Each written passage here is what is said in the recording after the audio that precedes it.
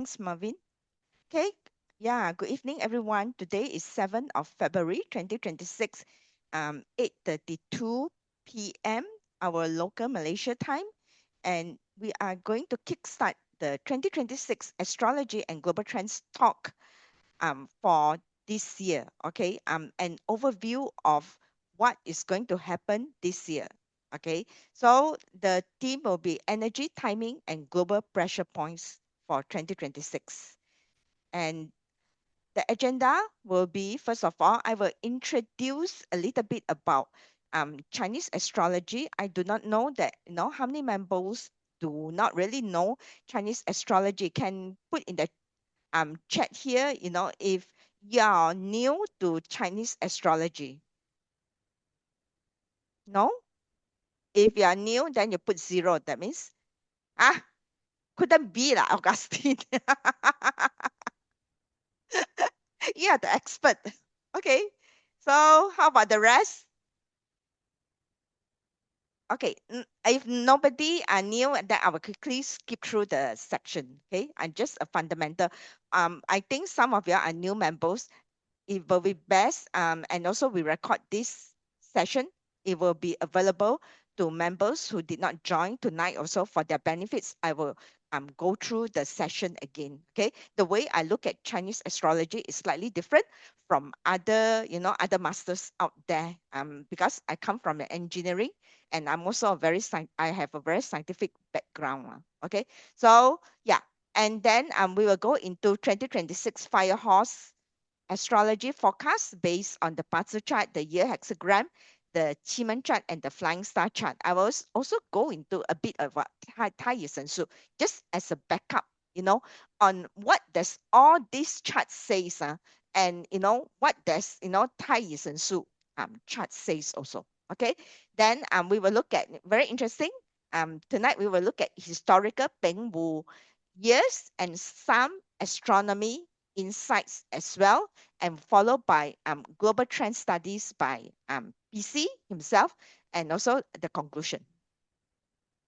Okay, so a little bit of disclaimer as usual. The content here is purely based on our study in global trends in relation to 5 elements in Chinese astrology for you to use as a guideline in your investment decision. And we will caution that you will need to exercise your due diligence in investment, especially in such volatile situation, and do your own research on the company that you want to invest. Um, Here, since it's our member, we can give some stock advice, okay? And we will analyze, as usual, we will also analyze, some different regional economies as well as usual, like our monthly forecast, okay?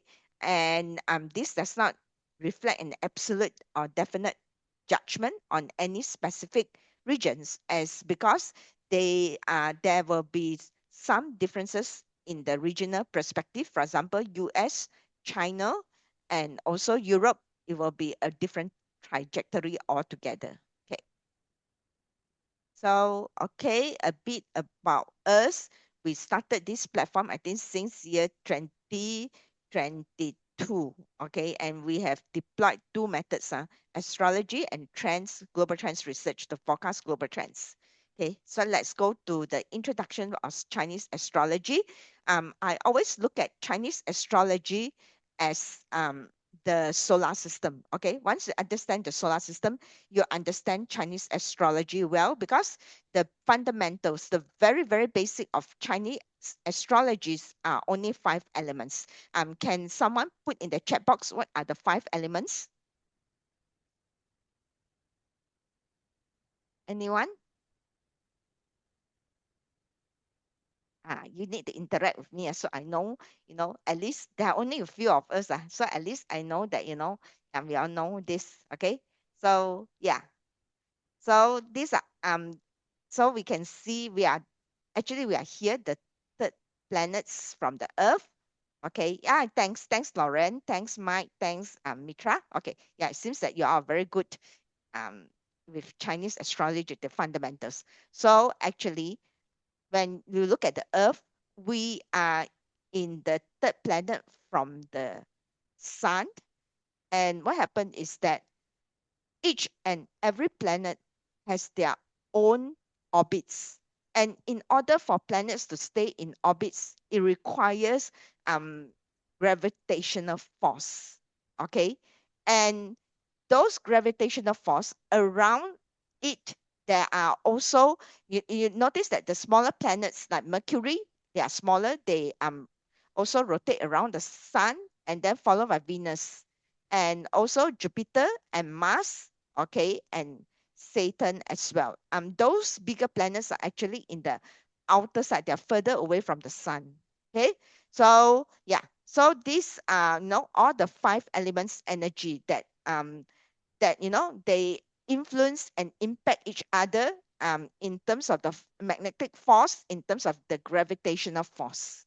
Okay, and it will also give signs of the events or potential signs of the global trends as well, that how the balance it is. Normally, when they are in good coherent, they are very balanced. Okay, they are like like daily they go on, unless they are in the alignment.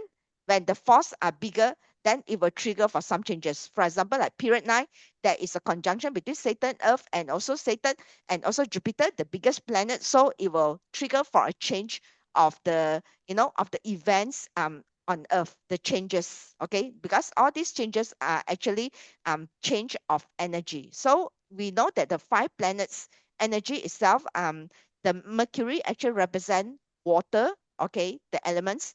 Venus represent metal. Mars is fire. In fact, I think in Western astrology, the red planet is also for military, for fire as well. Then Saturn is earth and Jupiter is wood. Okay. So I really talk about, Saturn and Jupiter are the biggest planet. So once they, conjunction with each other, they are alignment. They're in alignment. That means it will give very great impact, itself.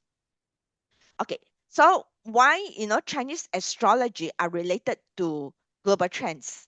Because we have in Chinese astrology, actually we have this cosmic trinity, or so-called 天地人和 That means heaven is actually represented by natural resources, natural disasters, and the weather itself, something that we can not control, like our birth chart. When we are born, we cannot control that the time we are born, right? And then the man is the human, the leaders, or the leaderships, okay, the human resource that we are. The earth is actually the government or the geopolitics, okay, the trends of the geopolitics, and also the government. So we can see, read from various forecasting chart, that we are able to forecast the trends itself, that how balanced is the chart. If there's not balance, then we'll know that there's certain natural disasters that could happen. There will be certain um, happenings in the natural resources, like now we are seeing in the period 9, where resources becomes king. It has very big attention. Okay, and also man leaders. You notice that starting period 9, we also have a lot of leader changes, political shift. 2 years ago, I already said there are, I think, about more than half of 70 over countries or 80 over countries on earth that's having a general election, potentially government change. Okay, that we are seeing now slowly is taking place. I think the main one is US, where Mr. Red Hair has become the president again.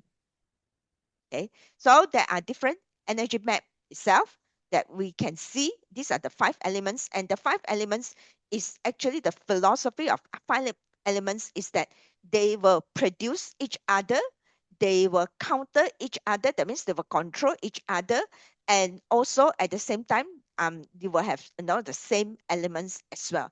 Is what I produce and what produce me.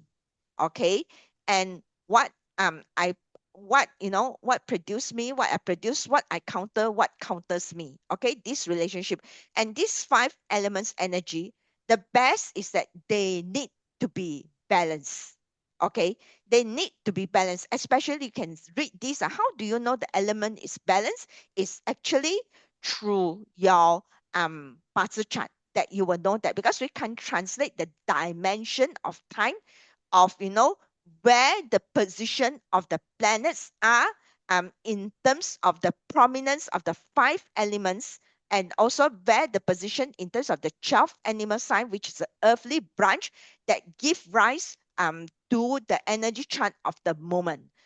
For example, the year itself, like rabbit year, then is actually wood energy with together with Koima. I think in 2023 2024, yeah, 2023 was a rabbit year, okay, and then a tiger month, we can once again divide that, and then um the the happenings at that moment itself will dictate the force that is happening and of the event itself, okay, the um cosmic trinity. But in the human side, it will be our birth date, our environment, and also our individual choice. And in global trends, it will also, this will also applies to the global trends where heavens dictates the natural resources, the natural disasters, okay, and then earth will dictate the geopolitical, the government, the policies, and then man will dictate the leadership itself and the human and the every citizen on earth. Okay, and I think we know that there are this one. So that's why the Chinese astrology can be used for to forecast on global trend in terms of harvest, disasters, weather, and also the mankind itself. Okay. For example, like this year, we have a lot of fire in the chart, as you know. Okay, then it will also impact our own emotion because we have our set of birth chart, and also the year itself, the environment itself also has its own set of energy, and these two can, we are influenced by the energy or uh, the moments of the energy charts, like the moment of the energy charts or the time of the energy chart itself is actually the Bazi chart. Okay, clear? Yeah. And yeah. So and also we have elements that the wood, for example, that is governed by Jupiter. It represents growth. So the industries that mainly it will govern is like something that is growing, like education, fashion, clothing, okay, which use a lot of this that clothing last time is made from silk, right? Silk is actually from a plant also, right? So wood, furniture, and also agriculture. Then fire, of course, is represented by Mars. It will represent passion, happiness. The industry itself is actually technology, energy, military, food, restaurant, and entertainment. The earth is represented by Saturn, represents stability and security. So it's property, real estate, natural resources, and insurance. Okay. And then metal is Venus. It represents execution, austerism.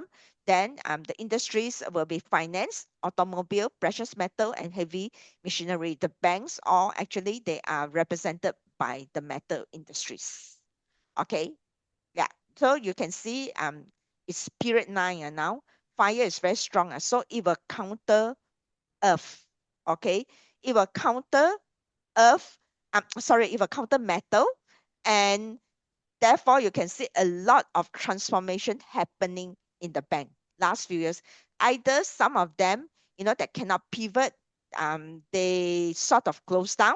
Okay, they declare bankruptcy, they close down, or some, has changed the way they work. Especially a lot of Singapore banks, they have, I think, transformed quite a lot because I think they want to align themselves to period 9 as well.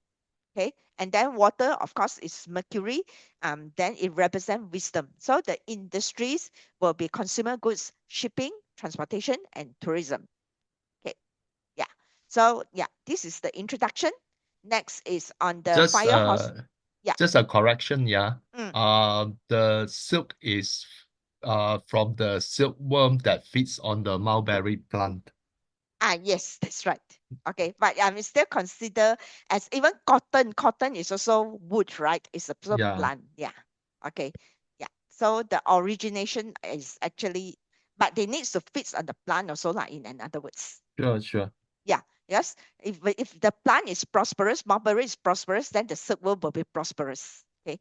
So this one is all in the Mother Earth Oracle. Yeah. Correct. Thanks, PC. Okay, so next is that we will go into 2026 fire horse year astrology forecast. So we will study a few charts to sort of correlate to each other. Are they in sync, saying the same thing or not? Okay, so let's look at it. Okay, so first of all, we know that we are now in fire period, right? Period 9. And so happens that these 20 years, we have this cycle, the early period of the period 9, starting from 2025. We start the official period 9 is actually 2024, the Jiachen year. So in 2025, we already can see the fire is very strong. This is the fiery appetizer. We call that appetizer. And I think last 2 years, I have already put in a lot of charts. Last year itself, especially there's a lot of natural disasters like earthquake, typhoons, and all these things, weird happenings, and also fire. Okay, so this is the appetizer. We start with the appetizer. Okay, this is how I look at the chart. This is appetizer. So 2026, unfortunately, we are in the main course. Okay. And 2027, we are in the dessert. Okay. So here you can see we will see more of fire related, um, more of fire related incidents, and also water related. It's actually very strange, but it's the theory of of balancing comes in. Okay, in science also we talk about balance. One energy after another, they should be balanced. Okay, so let me I will explain more when I go to the chart. So this one is this actually in the 60 jiazi, we have all 60 pillars all together. This is the technical side of it. So we start with jiazi. That means the wood red. Jia is always the leader. That's why in Qi, Jia is always the king, the emperor. Okay, we always want to hide or protect the emperor. Okay, so jiazi, then followed by yi chou and all this, and you count until the 60 pillars from the heavenly stem. There are 10 heavenly stems and there are 12 branch, but you combine them together. The young branch will take on the six animal young animal side, and the yin branch will take on the six animal side of yin branch. So because five, and then five times by six is 30 yin branch and 30 young branch. So 30 young pillars. So all together is 60 pillars.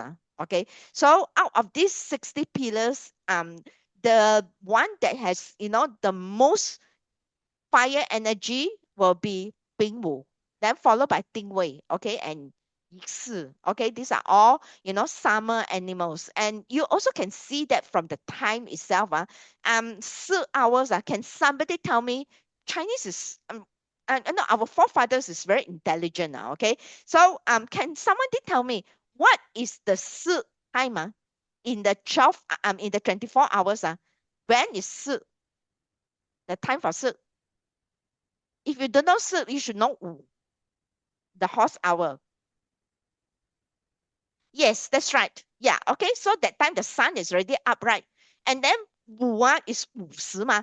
50 is 11 a.m. to 1 p.m. That's the sun, the highest also. That's the philosophy of it. Then 5 also represents summer. It's bright. Okay. So you can see that is like 子 is water, right? It's dark. So it's midnight, lo. Ah, okay. So this one, and then after that 1 to 3 p.m. is actually 微时. Okay. Yeah. It's very simple. You can go to my YouTube channel. I have talk about this 12 animal signs in terms of the calendar. Let me clear this first. Clear. Okay. So yeah. So fire itself is a very destructive element of all the 5 elements. I have talked about that many times.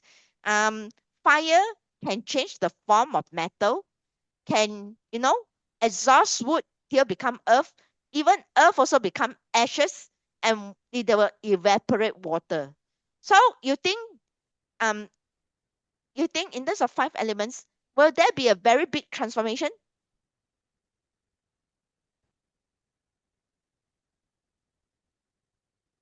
Will there be a very big transformation? Do you think? And somehow we are in the fire period, period 9. Yeah, that's right. So you can see that now. That's right. You can see that now. So even we as an investors, we want to invest, we invest on those industries that that has transformation one. Does not follow the traditional way anymore. Okay, so like social media and all these things. So let's go to the energy map of 2026, which starts on 4th of February 2026, 4:03 a.m., which is a yin hour. Okay, um yin hour is actually the tiger hour. Okay, so let's go through this chart very carefully. Okay, first of all, the reference point for a chart is always the day masters. Okay, yeah, it's always the day masters where where you have here earth. Okay, so earth, the five elements will change according to the day masters. So earth here, that means is fire, is resource, right? It fire will burn and create earth. Okay, so it's resource, is the G day masters. And however, in terms of, I put in a little bit of technical terms, you guys are okay, not just the simple five elements term. I go to the 子平八字 and also, look at, what it says about this one. Yeah, Earth actually, G-Day Masters, they like Ping Fire one. Okay, so this means this Ping Fire will be very lang zai, okay, will be very nice if you have Ping Fire in the chart, which is very good. Okay, so because we need the soil to grow things, if you have cold and damp soil, what do you think will happen? Because G Earth is only useful when they grow something. You tell me what will happen if the Earth is damp and cold?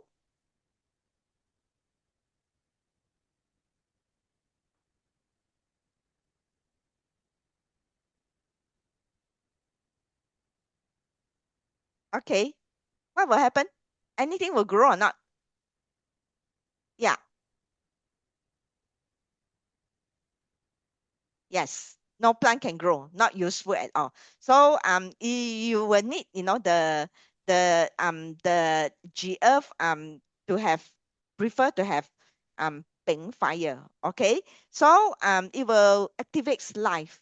Okay, um 丙火 G2, and then actually they also need one more element, which is 癸水. Okay, but unfortunately this chart, do y'all know what is absent here? You look at it. In hidden stamps also don't have, because all these animal sign down there, there's hidden stamps. What is absent here? Yeah, no water. Everyone knows. Yeah, they have attended. Probably you can see the chart, or you have attended the talk I've given. Is yeah. So actually the good point of the chart is that the G Earth is very well warm and activated. However, we have also the negative point here. The imbalanced fire is too strong. You look at the chart here. This is fire. This is fire. Wood will create more fire. Okay, and you know, and once you have an an element which is too strong, all the energy will be concentrated on this one. The chart is no longer balanced.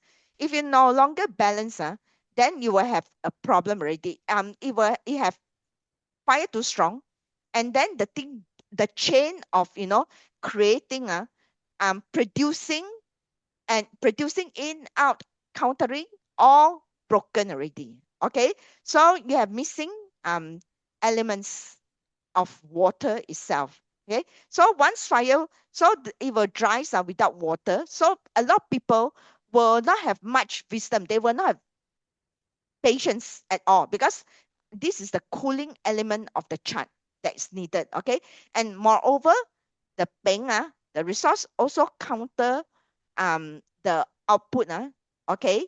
So and if it's at 3 a.m. in the morning do you think that time got sun or not? 3 a.m. Can you see sun in 3 a.m. in the morning? Unless you're in Norway or the North Pole or the South Pole lah. But we talk about normal regional where place are more heavily populated like China and all this.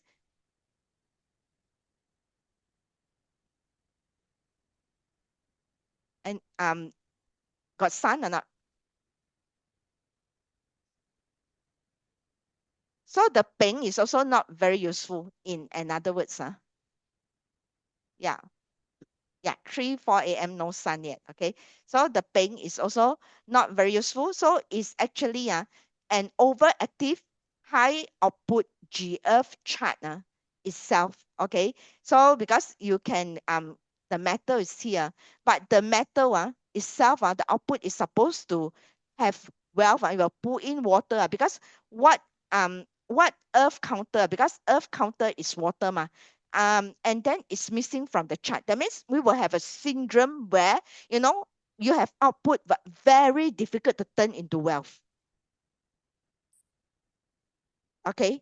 Yeah. So a lot of people will have will it will sort of unfortunately a lot of people will sort of have a lot of wealth related problem in in 2026 yeah. Okay. So and because the chart is unbalanced somehow or other there will also be water disasters one. Okay, it's like this one because one is too strong, the other is not there. It's not there. That doesn't mean it's not there. There's some months there are water. So when the because all the forces is in here, and then we keep the balance is upside down. So the water will also be strong. So there will be water related disasters also. Okay. So some years that you see no water, suddenly why it floods there are it happens in this way. Okay, because the chart is not balanced. They cannot sort of um create and in a very smooth cycle so one energy will be stored somewhere else and waiting to explode. That's all. This is how I explain it in a more layman terms. Okay. So yeah, so the interpretation will be the earth is becomes dry. That means I tell you that money cannot accumulate easily. Okay. Then mental emotional dryness. A lot of people will be very rigid. So difficult to rest. Small things also trigger them already. And this one also causes emotion is related to wood sort of organs. So you must take care of your liver. So output with no water will have risk of burnout. You see, a metal so hot, they need, once you forge metal with fire, you need water to cool down one. Okay, so it does not receive the water that needs it to cool down. So a lot of people will be burning out. Do you see that symptom or not? Now starting to see that symptom.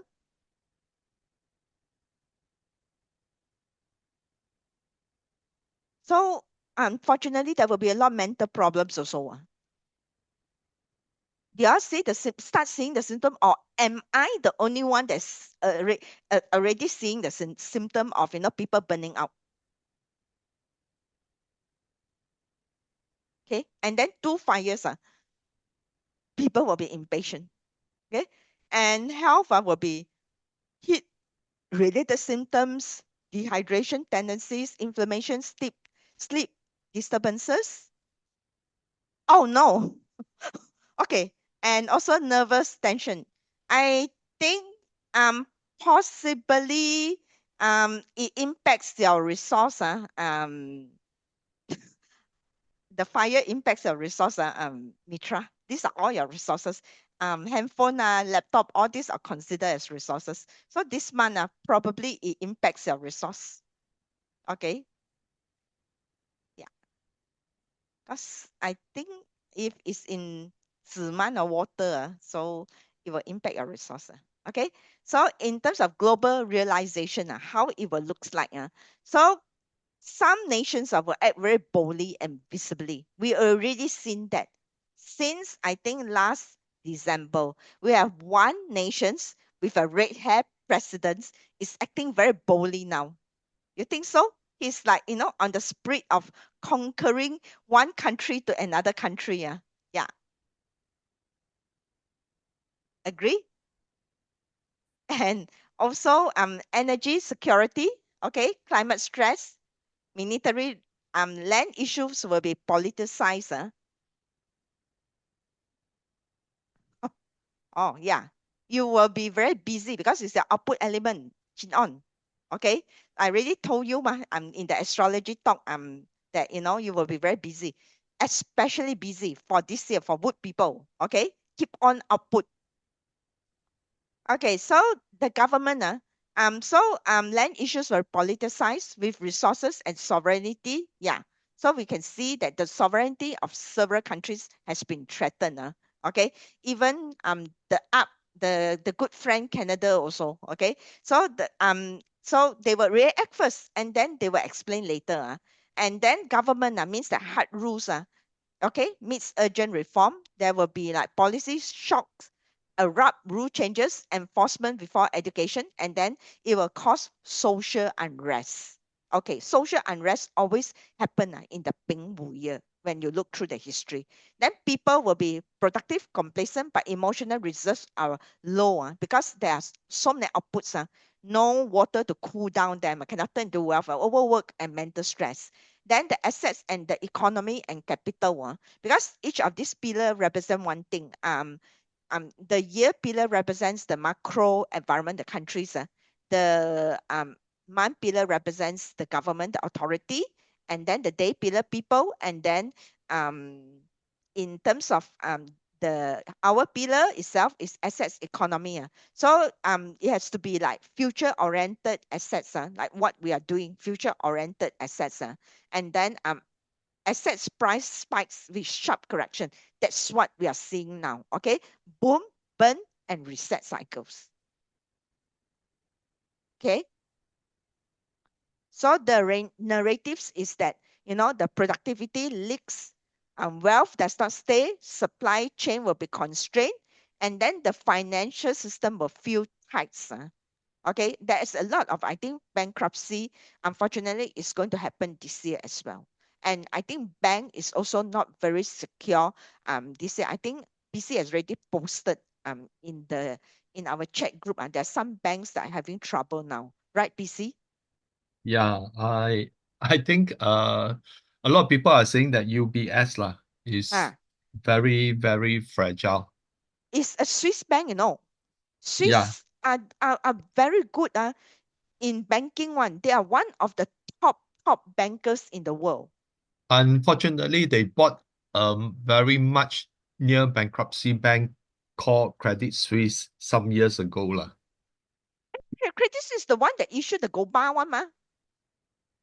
Yeah. So that so the thing is, UBS has been caught numerous times. So one of the key thing is that when banks took over Credit Suisse, they also took over their liabilities, and there is a lot of pending litigation from Credit Suisse that spill over to UBS. Mm, So that is why sometimes being forcefully uh, pushed by the Swiss government to take over Credit Suisse may not be a good thing lah. mm, It's just like uh one of the German major industrial company, I think Ben Mayer, I can't recall the name. It could be Ben Mayer who bought over Monsanto. And Monsanto has a lot of litigations because of their use of poisonous products here, and they yeah, are being sued. pesticides. Yeah. Yeah, pesticides. So I think Ben Mayer also have to shoulder the litigation. So eventually they lost billions as well. So I think Okay. similar case with UBS lah. Mm, So it was a time bomb that they inherited. yeah. Okay. So yeah, there's a question. bank in Singapore and Malaysia, I think fundamentally our economy is quite strong.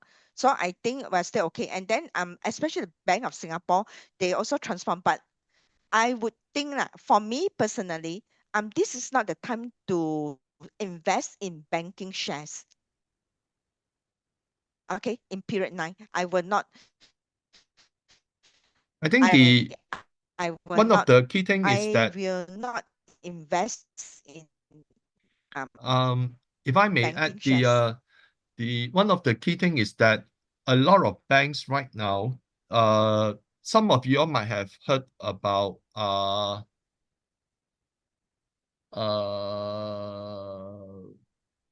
lot of banks, big banks are interlinked together. So the thing is that big banks own bonds of other big banks. Okay. There is a term called systematically uh, in globally systematically important banks, G6. Okay. So these are the huge banks that are interlinked together, and they own shares of each other, and they are also bondholders of each other. That's why they are called G-SIBs, globally systematically important banks. And the number of all these banks are huge. Mm. They are interlinked together. So the failure of a major one can reverberate across the entire spectrum of the banking system. It's a That's chain that's that's effect. some information. Yeah. Mm. It's a chain effect, yeah. And by the way, Because they are chaining to each other. for those who are new, okay, um, can anyone tell me whether Federal Reserve is a central bank? If yes, put yes. If you think it's no, put no.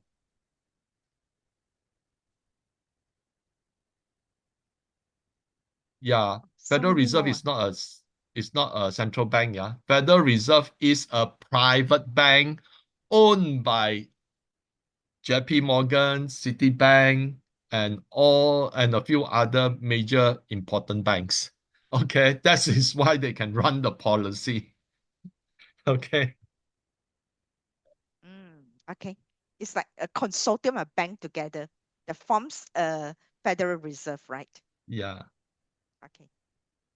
Okay.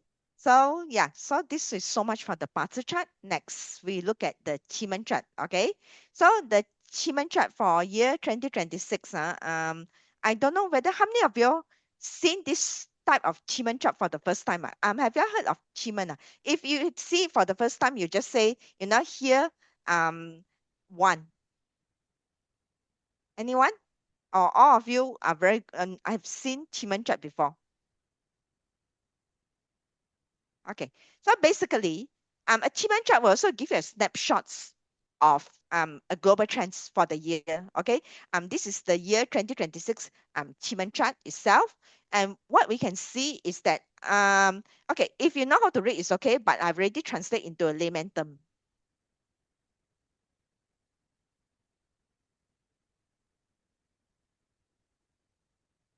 Would you sell? I have exceeded a lot of my bank shares quite some time ago already. Quite um many years. I think about 3-4 years ago. Okay.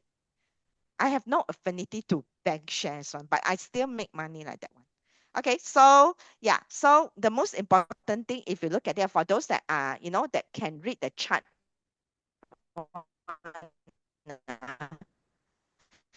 you can see here, notice that they have home base one. All of these components they have, these are called doors, these are called stars, these are called deities, and then these are called, stamps. They represent different things. Deities represent the universe, the mindset, okay, and then the stars represent the market, the timing, and the door represents the action, okay, and this one represents the human plane, the mankind, the man, okay. So when we have doors, actually red star, it belongs, is a water element. It's supposed to be in the water palace, the blue color one. North is a water palace, we know that, right? South is a fire palace. So that's why south is prominent now in period 9. Okay. When period 1, north will be prominent. Okay. So yeah. So you can see that, door is funny. What does it mean by funny? Funny means that instability, fluctuation. Success can be sudden, but failure also as swift. Just like the market now is volatile. Okay, so and then at the same time, the events related to door will happen, very quickly. The outcome is often not lasting, like fire, flickering fire, and need to change. Okay, and summon is a live door. Live door means that it's related to wealth and money. And this one, tortoise is a component that we do not like to see one when we do forecasting. Means that, everything is not genuine. It's a scam. And then you can see there's a sky horse here together. Means that normally the focus when we read the year chart, it will be the life door, where is the position, and then what is the component inside this. So all these means that they means that unfortunately there will be a lot of scams going on, okay, in 2026, okay, and move very fast, especially because this is in Kun Palace, elderly women, so needs to watch out, okay. So yeah, and at the same time, the fear door is here is DE, and that means that we cannot see fear. That means people become fearless, and then it will have false hope. It's not so favorable. Okay. So that means in another words, the money and all this, they will be, very fast, like not lasting. Okay. Okay, so yeah, I have already, put in this slides long quite some time ago also. Period 8 is actually all the while we always have scam. We also have scam people. Okay, so there's always a black the world is like this black and white So in period 8 is a mountain period, right? We know Kengua is like mountain, right? So Ponzi scheme, no, like mountain, no, pyramid, no. So period 9 all this disappeared, right? I think somehow or other, some of us has played in money game before. I also, sort of been influenced to be in the money game, where I also lost some money last time. Okay. That time I do not know how to forecast it. Okay. So yeah. So and also period 9 itself is actually fire. So fire technology. So there's a lot of online scams going on, no, now. Okay.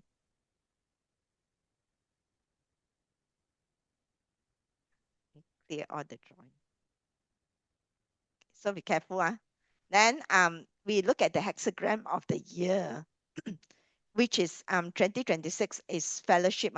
This one is year evaluation hexagram 十年过. Okay, they call that. So this is one of the way to forecast the year.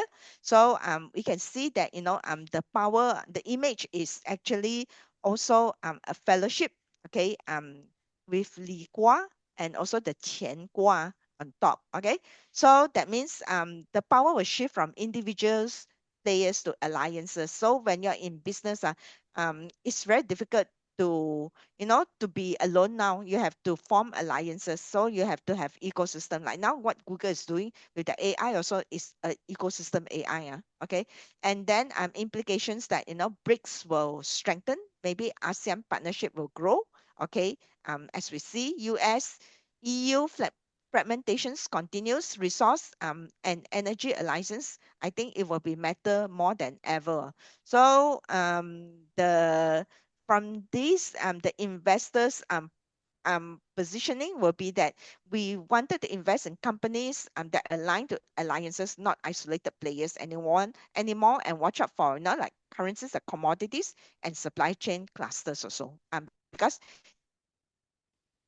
these are all like alliances, the whole supply chain, they are forming a chain itself. 2026 is not a normal year. It's the Bingwu Firehorse year, a year of rapid change, market shocks, and sudden opportunities. Those who prepare early gain the edge. Those who don't react too late. In our book, 2026 Firehorse Year, Astrology and Global Trends Forecast. We combine Chinese astrology with global trend analysis to reveal where risks may rise and where smart capital could flow. We break down key economic shifts, sector opportunities, and investment challenges you need to know before 2026 arrives. To help you get ahead, we're offering a free chapter download for a limited time. Scan the QR code or click the link below. Prepare early. Position smart. 2026 waits for no one. Okay. Some of you all might have read the news about the Critical Mineral Alliance, where dozens of countries are coming together to unite their resources so that they rely less on China. Okay. They are forming something like OPEC. OPEC also is that the petroleum alliances in the Middle East. Okay, so this is the year hexagram. Next is that we go to the Mother Earth Oracle. I will not go through, line by line. I think you have read the book. I will not, you can go, every one of us, every one of you should have access to the book already. I've given you the access link to the book itself in EPUB file. You cannot open, it's not a PDF file. This is called an EPUB file where you have to have ways to convert it. I already put in the instruction that you download a digital PDF Acrobats edition in order to open the file. Okay, yeah. So in order to open the file and read the book itself.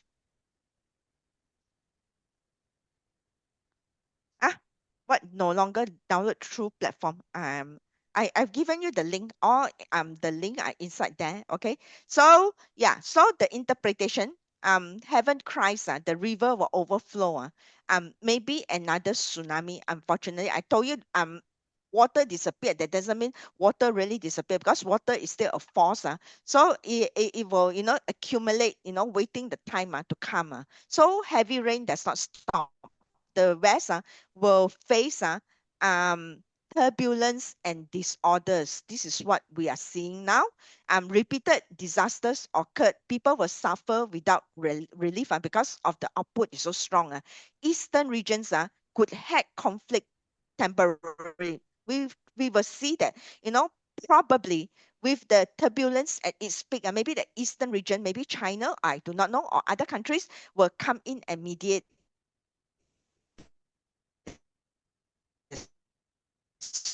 situation.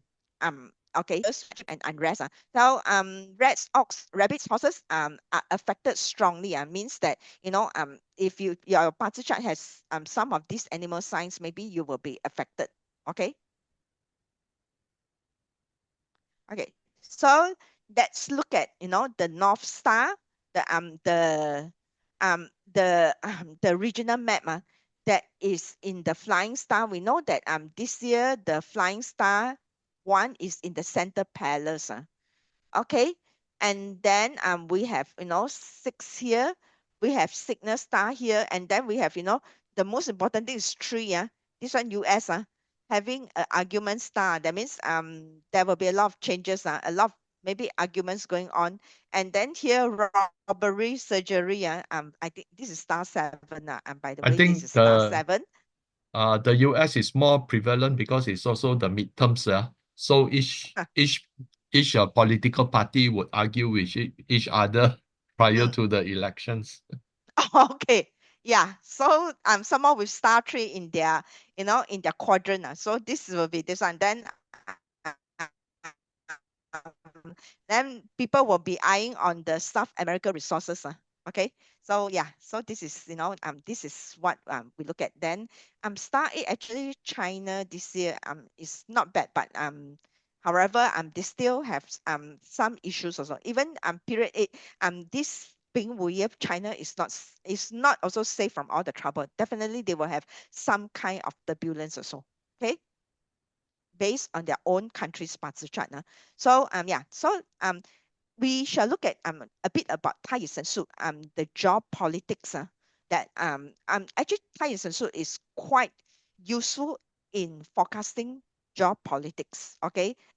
This chart is actually from a master's Jensen Gore. Okay. So he has already translated the chart, make it easier to read because the one that from actually the one from the almanac the Tong Seng one is quite difficult to read. So you don't have to learn how to read this okay, but the most important thing you can see the king is together with other elements here. So the Tai is the king is together with other elements. We do not want to see that so it means that there will be there will be some war potentially going on. Okay, and then there will be excess young energy the divination number itself shows that drug and drug drought and fire, and also there are opportunities being blocked as well. So it correlates to all the other forecasting charts that we have seen. Okay, and let's go through some this is just for last year we also go through Trump's chart you can go through the last year's recording if you want to talk about Trump. Okay, I will not go through his birth chart in terms of what he is and all these things, but the most important thing this year, you can tell me what is this year. This year is a horse year, right? So he has a horse right here. So for those that knows a bit about 八字 horse, and horse is self-punishment. So he's very hasty in making decision and action. Okay, we already start to see that even ever since an end of last year.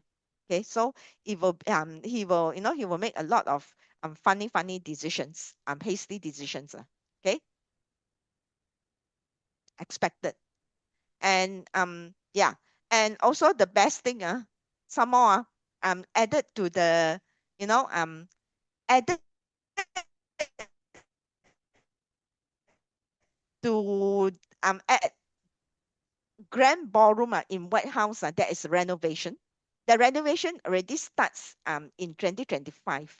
Okay, and it starts in the Peng Shi year. Okay, and Peng Shi year is where the energy of the Peng will come in already. Okay, so the construction of East Wing actually last year the tree killing is in East Wing itself. Okay, East Wing of the White House. Okay, so this is the place of the tree killing. So you are disturbing the tree killing. So that's why there will be a repercussion.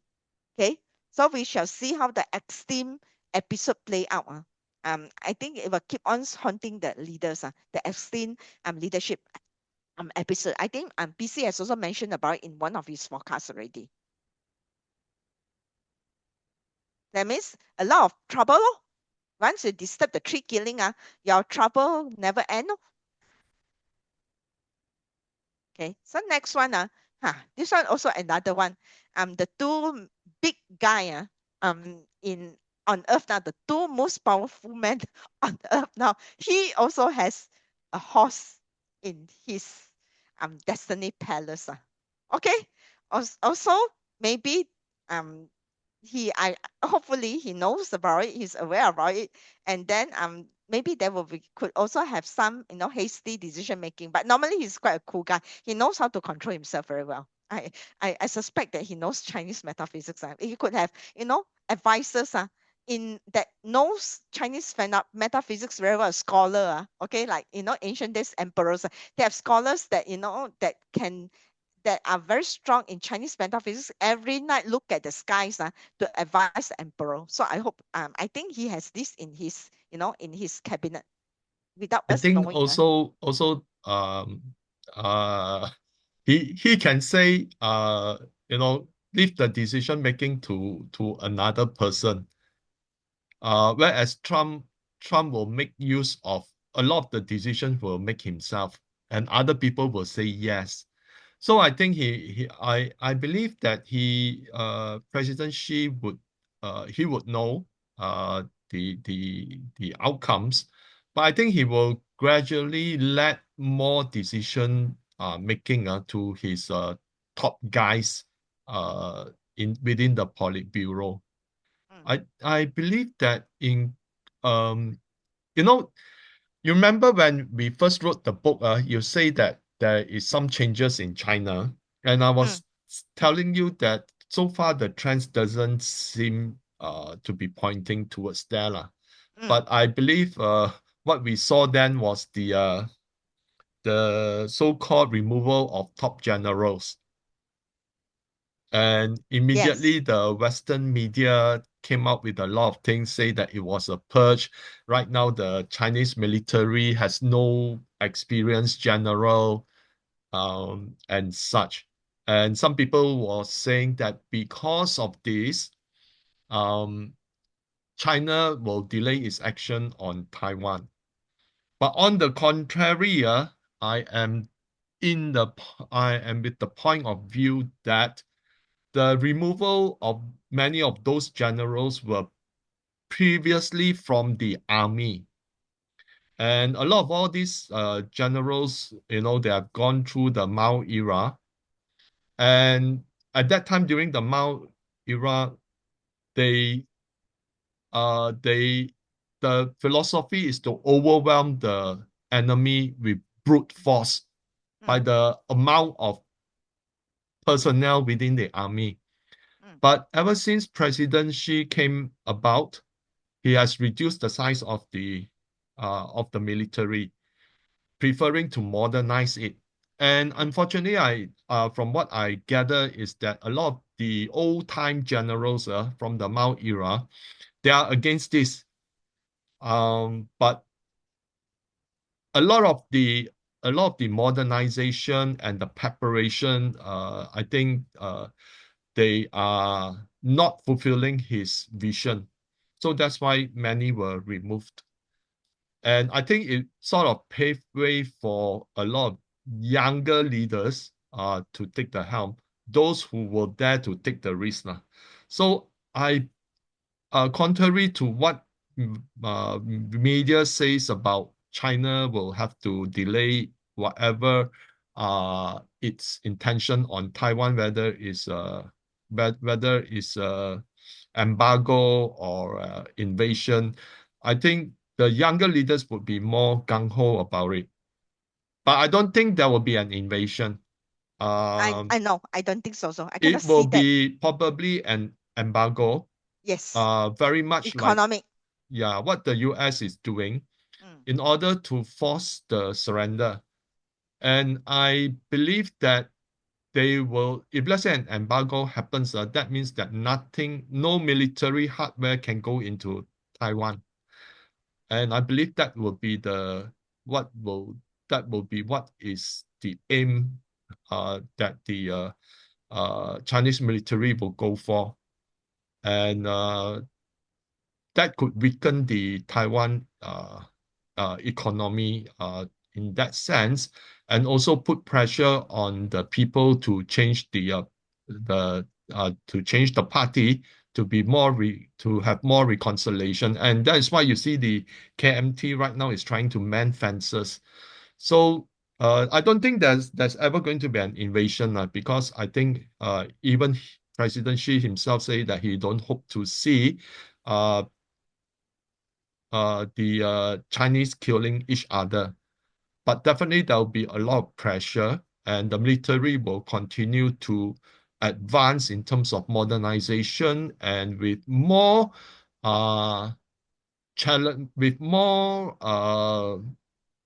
philosophy of challenging the US dominance in Asia Pacific.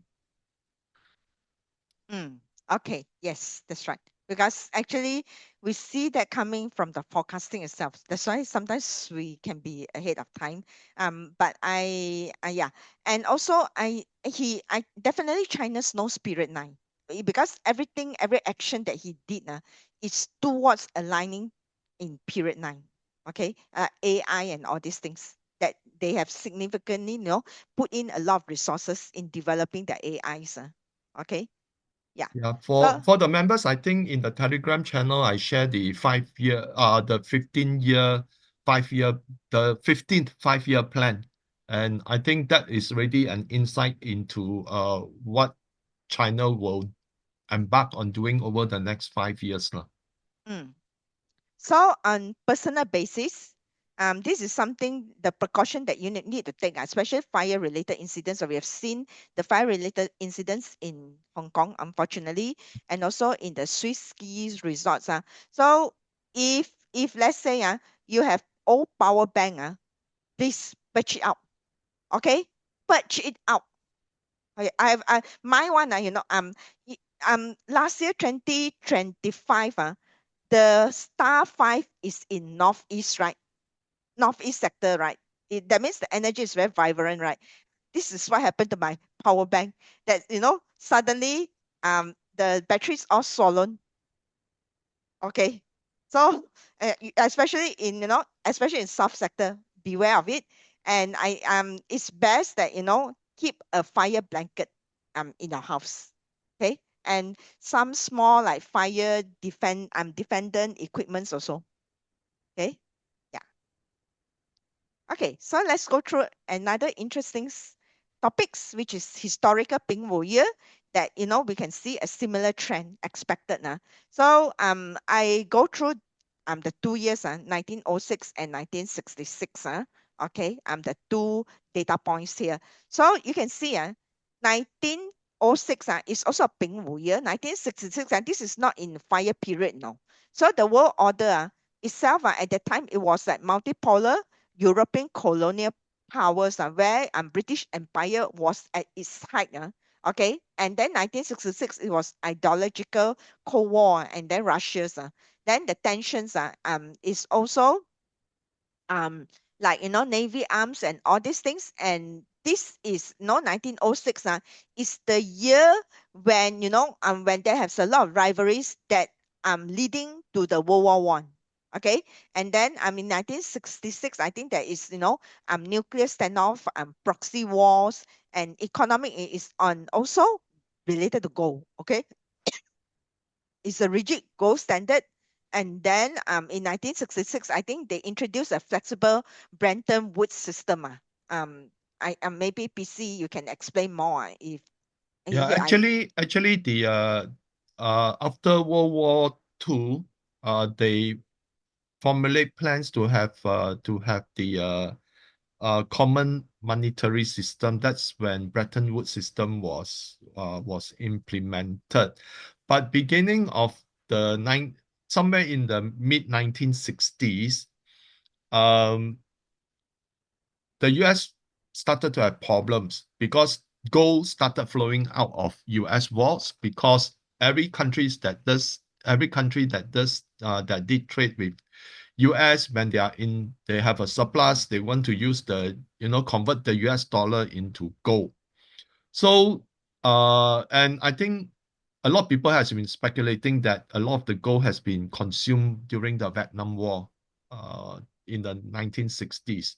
So that led to the London Gold Pool, which was formulated in towards the last few years of 1960s.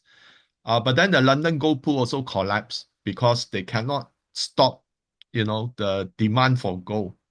So that finally led to Nixon, you know, stating that the US would be fully backed by credit and trust and faith in the US dollar and no longer be backed by gold. It's supposed to be temporary, but then when temporary uh, becomes too good because they can continue to print money like crazy, it becomes permanent.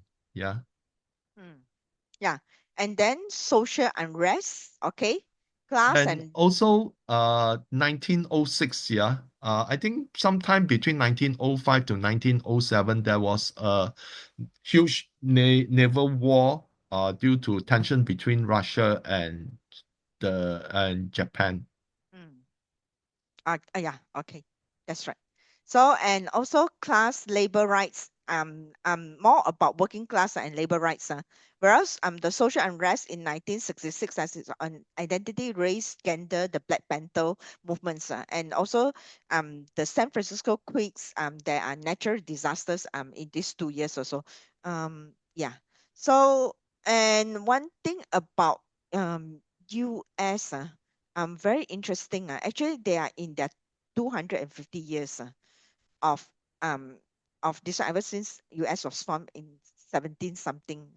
So we shall see what happened to US in this one. And then if you know compare the collapse of the Roman Empire, there are some people that has compared the collapse of the Roman Empire because of the money printing.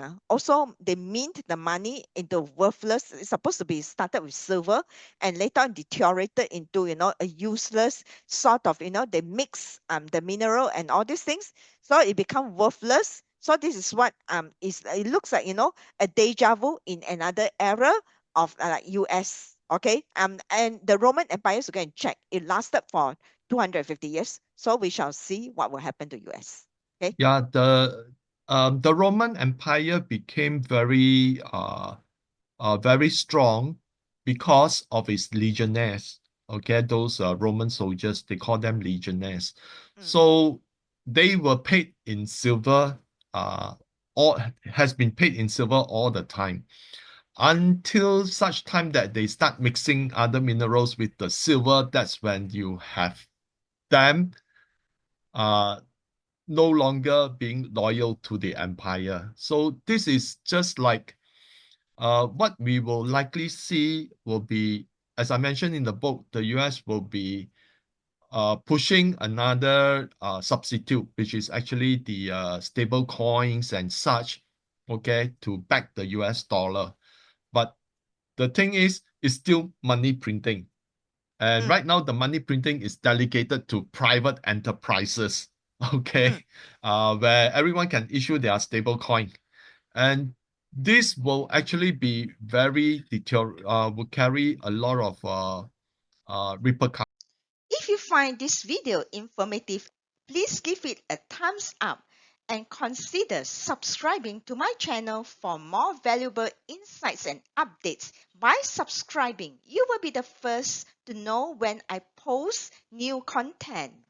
Because when private institution, you give the right to print money via issuance of stable coins, as long as they buy US Treasury and back it with US dollar-based assets, then you are actually giving the license for every private entity with the means to do so to print their own money.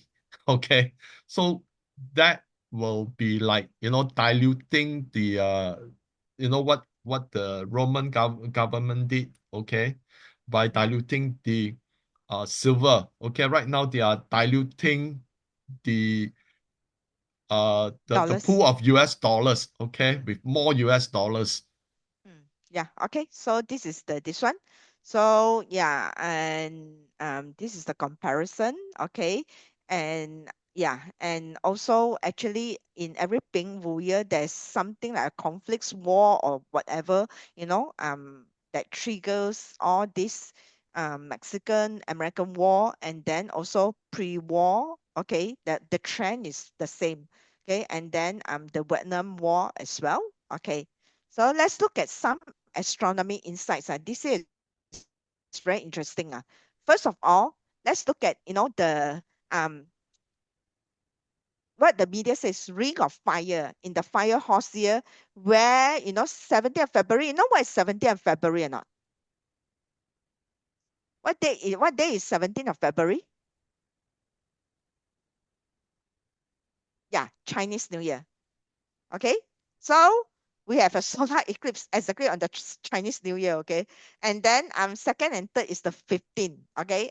2 weeks later is the lunar eclipse. So this is where it says that it begins with the ring of fire solar eclipse for both. So watch out. But actually they are in all this region. So not so bad.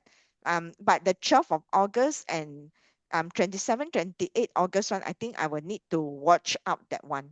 It's a bit this one. So when you know when you have eclipse itself, it's like this because it's also a cosmic trinity. Heaven is actually the sun. Okay, it governs, you know, the rulers and everything. Man is the earth, is the manly matters, is like those, you know, man impacted, and then the earth itself, because these three stars together okay. So what happened is that you when you know you have a lunar eclipse, the lights of the moon, because the moon cannot use the light of the sun anymore. So the light is being blocked. That means the energy is abnormal. Okay.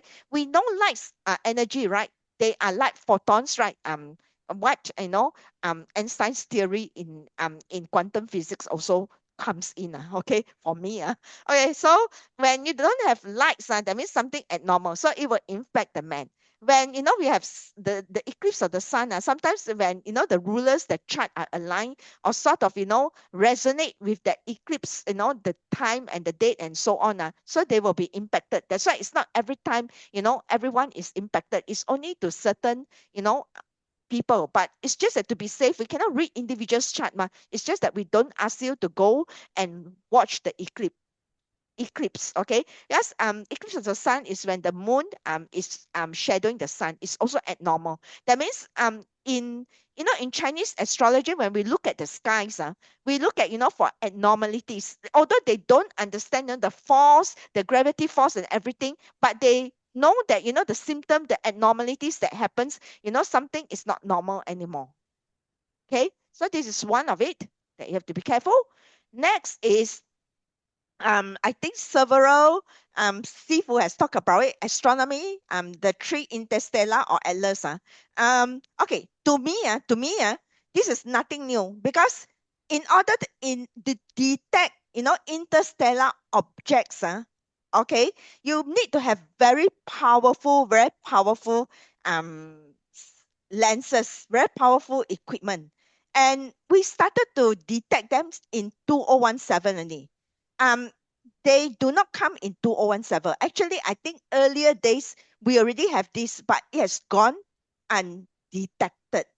Okay, especially the sky is so cloudy now. It could have happened long ago. Okay, so if you follow the five planets, five element system, when an object like comets or anything, they will cause an external shock to the gravitational force. They appear suddenly, they move against expectation, and they break the cosmic order. So if the planetary palace been disturbed, that means there will be a disturbances, depends on what the planets govern. For example, if they first spotted this interstellar object is spotted in July 2025.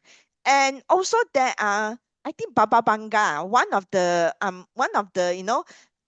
person that is very good in predicting all this. It says that alien will visit us, then they treat this could be alien, you know alien alien spaceship. I do not know this one. I no scientific proof, but it's true that we have another universe, and then we do have comets from other universe that comes in, and this comet moves very fast. Okay, so when you move very fast, it will disturb the electromagnetic field, the orbit system itself. Right? Then it will give rise to, it will have, give you warning on certain events. For example, it was in Mars orbit in October. So after Mars, you can see that the world is quite chaotic. Okay, and then closest to Earth in 19th of December that time. Okay, and then we shall see the next, it will orbit to through Jupiter March 26th. And Jupiter is actually known as in astronomy, it's known as a comet gatekeepers. So it regulates what stays, what leaves. Okay. So in the fire dominant age, it's like heaven sent a guest from beyond. Okay. So this already a warning sign for us that the order will survive only if we adapt, because there is already a changes. Okay, itself. And yeah, so this is the journey. They are the events that happens itself. I think they fly by. I think they are nearest to Mars. Okay, escalations, unrest, weather conditions, and also US attack Venezuela on the after the Earth flyby. So we shall see. I cannot predict really what happened. Maybe there will be some events happening in March. I hope it will not. Okay, so Jupiter is actually a gatekeeper. It's like they are governing I see Jupiter as a reserve currency or system anchors because they're the biggest planet in the universe, and also they are wood elements, very stable. So it's like global institutions, capital gatekeepers. So means that if they are being disturbed, so Jupiter today means that they have USD system, US treasuries, financial plumbing, and World Bank logic. So if a comet like visited, or comes into our universe, means that there will be a stress, because it's supposed to have a stabilizing effects in our universe system. Okay, so I think the energy is going to be a bit.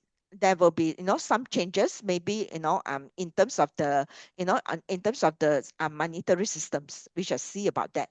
Okay. Okay, so let's look at the translation itself, in this period 9, of this visitor. In fact, actually, comet is nothing new. If you look at the ancient books in China, they also all those sages, all those astrologies, or astronomies, in the emperor court, also every night they look at the stars. If they see a comet, they will know that some signs, these are the signs, that something abnormal will happen, because it triggers the balance of the earth, of the universe rotation, of the gravitational force. That is how we explain it in a scientific way. Okay. Yeah. So in cycle transition phase 1, already happens. We can see that fire assets, like exploded, AI boom, and then AI AI bubbles, we can see that, then phase 2, which is current external shock narrative, volatile spikes, the market has been very volatile now. And then phase 3, we shall see the sharp repricing. Winners will become winners. That means the poor become poorer, unfortunately, but the rich become richer. The middle class is slowly disappearing. Okay, and it's even in business also the same. If you can go through, you can stay through. I have some clients in business one. If you can really go through, period 9, these 2 years, that means your competition will be wiped out naturally. You will be, the survivor, and it will be better for you after that. Okay, the middle ground will disappear. That's what the Li Hua says also. Okay, yeah. So in terms of geopolitical translation for period 9, plus the fire horse, the whole thing, plus the fire period 9, fire horse, and external shock, with these three eye atlas, okay, that comes in the fire acceleration cycles, where Jupiter as a gatekeepers. So we will migrate towards the speed, scarcity, and sovereignty. Means that multipolar fragmentation. I think that's what we are seeing also in the global trends: decline of rule-based order, rise of what might makes rights, economic and strategic decoupling, and expected trade weaponization, resource nationalism. Okay, like they block together, and then currency blocks regional alliances over global one. Okay, and also one thing that for us, when we look at energy itself, this concept was presented by Jensen Huang. Okay, you know who is Jensen Huang, right? He's one of the famous men. Who is Jensen Huang?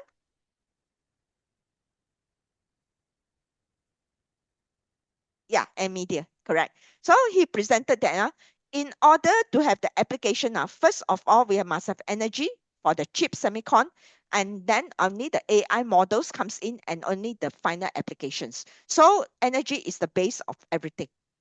Okay, so I think in our in our platform, we also talk about energy, I think many a few years ago. Okay, yeah. So I think over to you, PC, on the global trend studies. You want to share your own deck, right? Yeah. Okay, I will stop sharing.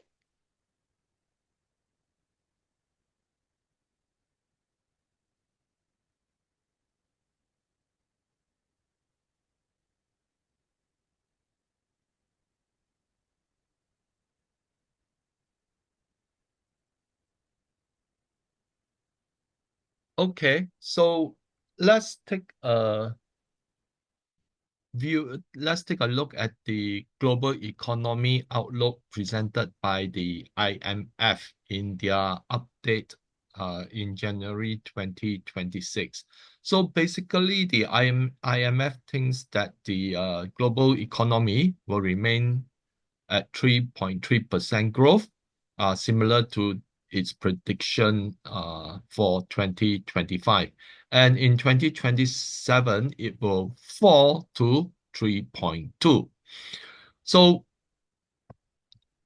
this is the US, and it's predicted to be estimated that the economy will grow by 2.4%. Euro area would see a decline from 2025 to 1.4% to 1.3% in 2026. Middle East and Central Asia would see growth from 3.7 to 3.9%. Emerging and developing Asia would see a slowdown from 5.4% to 5%. So Latin America will also see a slowdown from 2.4% to 2.2%. Sub-Saharan Africa will see a growth from 4.4 to 4.6%. But let's look at emerging and developing Asia. Now, I believe that over the last 2 months, for those who received the weekly report, I've stated many times, or even in our monthly forecast, I've stated that China is actually decelerating. And because as the economy grows bigger, you cannot see growth going to the, like India. India is growing about 7 to 8%, but India has, is still having a lot of areas for improvement, and therefore its economy can still continue to grow. But for economies that have reached a more mature level, then the growth will no longer be very high. And China right now is facing a number of issues, which I will highlight later. So there will be some main threats to the global economy. And the first one is the unsustainable global debt. At the end of Q3 2025, global debt reached 346 trillion. And this is the equivalent of 310% of the global GDP. So countries which are heavily indebted will keep on refinancing their debt with additional debt. And that is why you can see that the US especially is looking at ways to reduce its debt, but can never do so. And, like they have started with Department of Government Efficiency, or DOGE. But what happened was that whatever money they saved, the US already spent. And right now, the US is going to spend even more because of its military engagement overseas. And the US need to invest in a lot of critical minerals industry, and that will take many billions. On top of that, there'll be tens of billions spent for the critical minerals stockpile. So the US will keep on spending and will never rein in its debt. Okay, and China is also raising its debt. But China's debt is a bit different in a sense that the debt is being used internally for a lot of infrastructure, and the debt is used to purchase hard assets. Okay, for example, gold, silver, copper, grains, and all those. So it's being used, okay, for strategic purposes and not to wage war. So that is why, in terms of the yield of government debt, China is far lower than the US. But if we look at the behavior of 10-year government bonds over the past 10 years, you can see that all of them has gone up rather substantially. Okay, for the US, the 10-year yield has risen from 1.773% to 4.259% as of 22nd of January. Sorry, not February.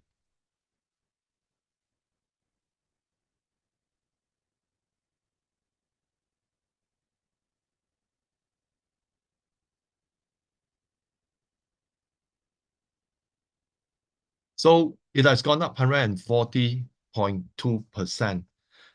The Japan 10-year yield has gone from 0.03% because of its negative interest rate policy to 2.277%, which is up 7,490%.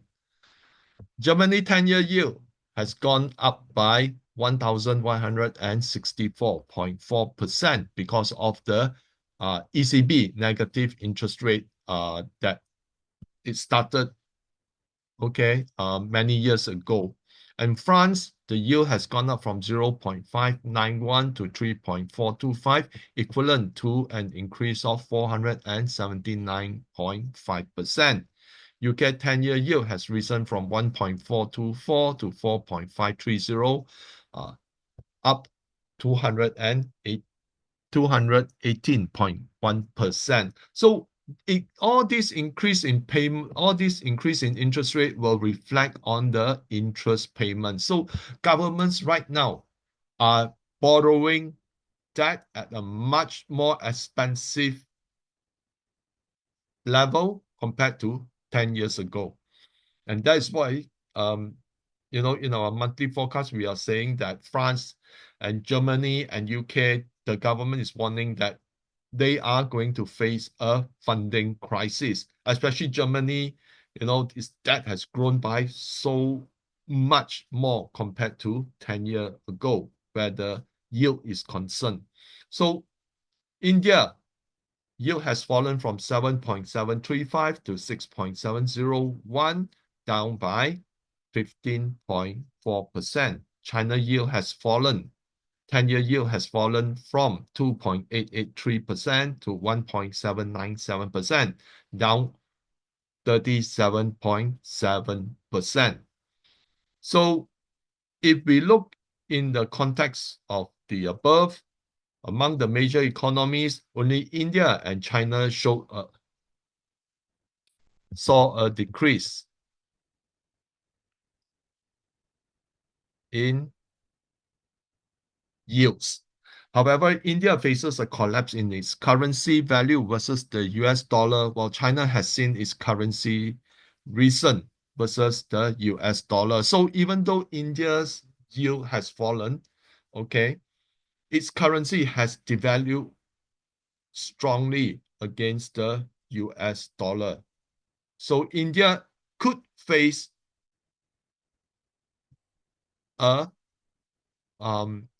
some economic challenges, as a weaker rupee would eventually lead to a much higher inflation. And when the inflation starts to hit, then the yield will actually go up. So whereas China, because China is backing up its goal, it has a lot of savings. In fact, China's savings is around 164 trillion renminbi, which is equivalent to almost 26 trillion US dollars. Whereas the US, I think their savings rate is only about 3 trillion. So it's many, many times bigger than the US. And because of its high savings rate, its strong reserves, the Chinese renminbi has seen its strength grew, especially on top of that, it has a 1.2 trillion trade surplus. So because of the strong financial data coming up from China, the Chinese yield has actually fallen. And because of that, more countries are right now eager to raise funds instead of US dollar through a bond sale, they are selling Chinese renminbi-based bonds, okay, called panda bonds. So because the yield is much lower, okay, and the strength of the renminbi allowed them to convert into their local currency much more attractively, okay, to be used to support the economy or for whatever reasons. Yeah. So government bond yields increase by multiples because they are no longer trusted. And holding such bonds carry a risk premium. That is why investors are demanding much higher coupon rate from the government bond issuance. So this chart shows that central banks are moving to gold, okay, because interest payment on debt keeps rising. Many countries are issuing debt to pay the interest expense, oftentimes at a higher interest than before. Countries are also issuing new debt to meet redemption of old debt at a higher interest than before. So because of this, many central banks are moving to gold as a hedge. Here you can see the relationship of the price of gold and the global government interest expense, which is in red. So the more interest expense is being spent, the more central banks are skeptical about government bonds. And therefore, they are moving towards gold because gold ultimately is a hedge against a failed financial system. And gold has overtaken US treasuries in global banks' foreign reserves. When countries start trading among each other in local currencies, there is less need to hold US dollar-denominated assets, especially in US treasuries. So you can see here, okay, gold holdings has been going up ever since the start of this decade and becomes steeper, okay, in 2023 because of the interest payment by the US government on debt, okay, and the rapid escalation of US debt. So that is why central banks see gold as a better alternative in retaining its value against the US dollar. So for the purpose of this session, we'll just look at two major economies, that is the US economy and China. In the book, you will find certain chapters dedicated to the European economy as well as ASEAN, but let's focus on the two major ones in this session. So in terms of GDP, US still retains its top position. However, recent data do question the vitality of the US economy, which I stated in December in our monthly forecast. And what are the main contributors to the US GDP growth in 2025? So US GDP is measured net after adjusting for inflation. If inflation is low, real GDP gains. And the US economy relies on consumption, which contributes between 68 to 70% of its GDP. US imports have been declining, which boosts the overall GDP. But what we have instead, inflation is based on 40% guesswork and 60% actual data since the tariffs started in Q2 2025. Previously, guesswork was almost zero. The data is manipulated to lower inflation. So just now I mentioned here that if inflation is low, then real GDP gains. Now, if this is correct,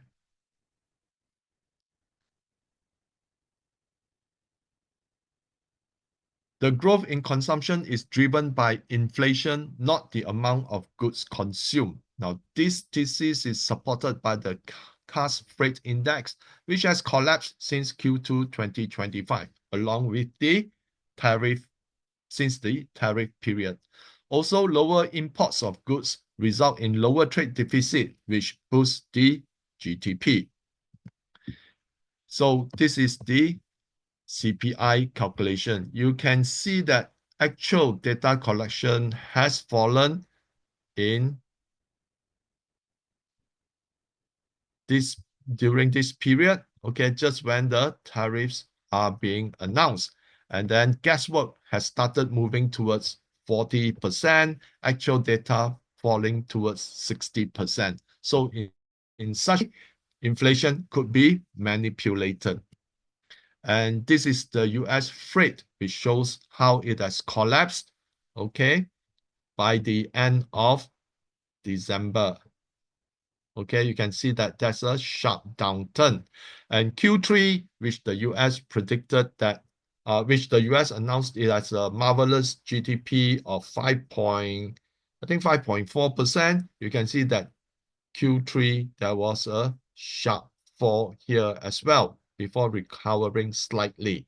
Okay, now this is in comparison what happened during the financial crisis where it fell, okay, below 0.9.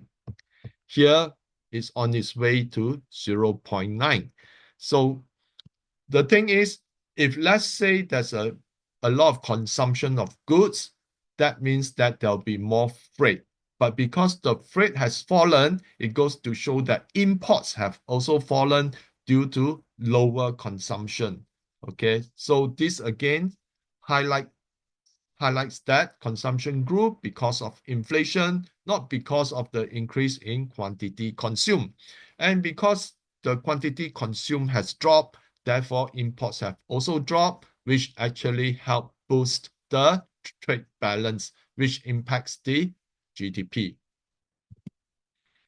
So US banking crisis, and this is a look at the unrealized losses.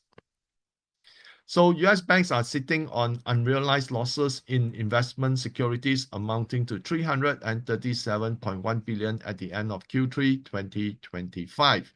Now, for context, this was unrealized losses during the global financial crisis. And what we see here, you can see that the period here is very short and the number far fewer.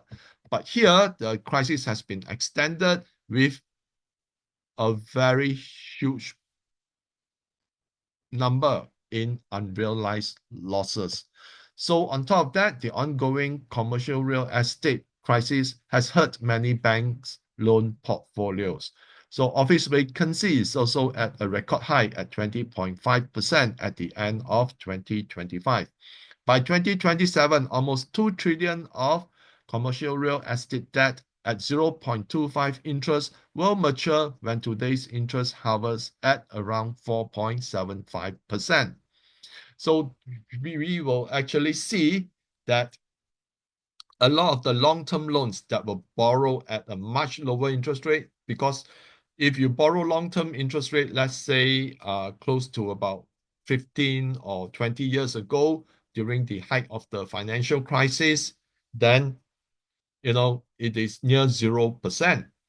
But right now, interest rates are much higher. That means that a lot of the refinancing may not be able to be met because of such a high interest rate. So what will happen? We will see more buildings being auctioned, or companies that hold commercial real estate properties will choose to sell the property, or for those smaller players, they might choose bankruptcy as an alternative. So the other thing is that the banks not only face unrealized losses and potential losses from their loan portfolios, but also we are seeing now increase in credit delinquencies. So as of Q3 2025, student loan delinquency is now 14.3%, which is much higher than the period during the global financial crisis, which is around here, okay, 0809, okay. So student loans is already a major problem, and credit card delinquency is now 7.1% highest in 14 years. So it is somewhere in 07, 08, okay, but it has not reached the peak in 09 and year 2010. Okay, but it's moving steadily creeping upwards. Yeah, auto loan delinquency is now 3% highest in 15 years.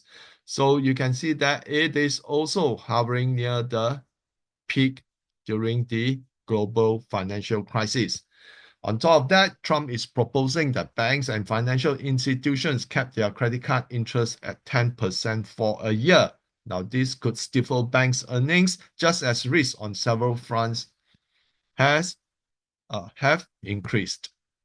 So here it goes to show that the US government debt is unsustainable. US GDP grew by 1.6 trillion or 5.4% year to date from Q1 to Q3 2025. But during the same period, its debt grew by 2.1 trillion or 5.9%. We can see that the debt growth is actually outpacing GDP growth.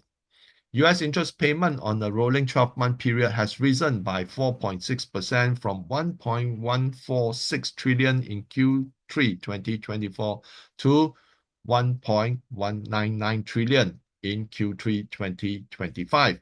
Truly, the US debt is unsustainable, and this is reflective on its rising 10-year UST yield.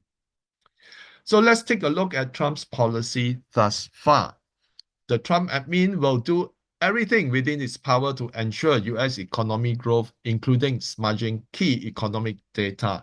So we also see that Trump is asking, okay, the Fed to cut deeper in terms of interest rate so that it weakens the US dollar to allow for better export and encouraging relocation of factories back into the US while helping to deflate the debt. So as long as the debt keeps on increasing, one way is to how they say, inflate its way out. Okay, that means a dollar that is incurred in a debt will be of much value in the present situation. Okay, if let's say due to inflationary challenges, okay, so what Trump wants to do, okay, is that when it boosts exports, then you have relocation of factories. That means what will happen? Well, there'll be, if let's say exports have risen, there'll be more business flowing into into US. Therefore, the tax revenue would gradually increase. And because of the increase in taxes, the US then can use the tax to reduce the debt. So it must first. So on the reverse side, that is how a government sometimes uses a weak currency to inflate itself out of the debt by devaluing the value of the debt. Okay, but such a policy is a double-edged sword. This could cause higher inflation and loss of the US dollar as a reserve currency. Central banks would dump US treasuries, resulting in higher US treasury yields. So Trump admin is seeking to promote the adoption of stable coins. Stable coins must be backed by the US dollar or US treasuries. Now, this strategy could help boost holdings of US treasuries, which will help lower yields, thus lowering the cost of funding for the US government. So you can see that they have this idea already wrapped up in a box, okay? And this is how they hope to make sure everything fall in place to enable the US, okay, to reduce the debt eventually with lower interest payment. Okay, Trump will also resort to tariff threats to get what he wants. Okay, we already see it from yesterday news. Countries which deal with Iran will get additional 25% tariff. Okay, but countries, if they are sovereign, they shouldn't be afraid of the tariffs because the tariffs are not paid by the country, it's paid by US citizens, the Americans. Okay, so if let's say the Americans tariff keeps on piling up, then they will actually have higher inflation.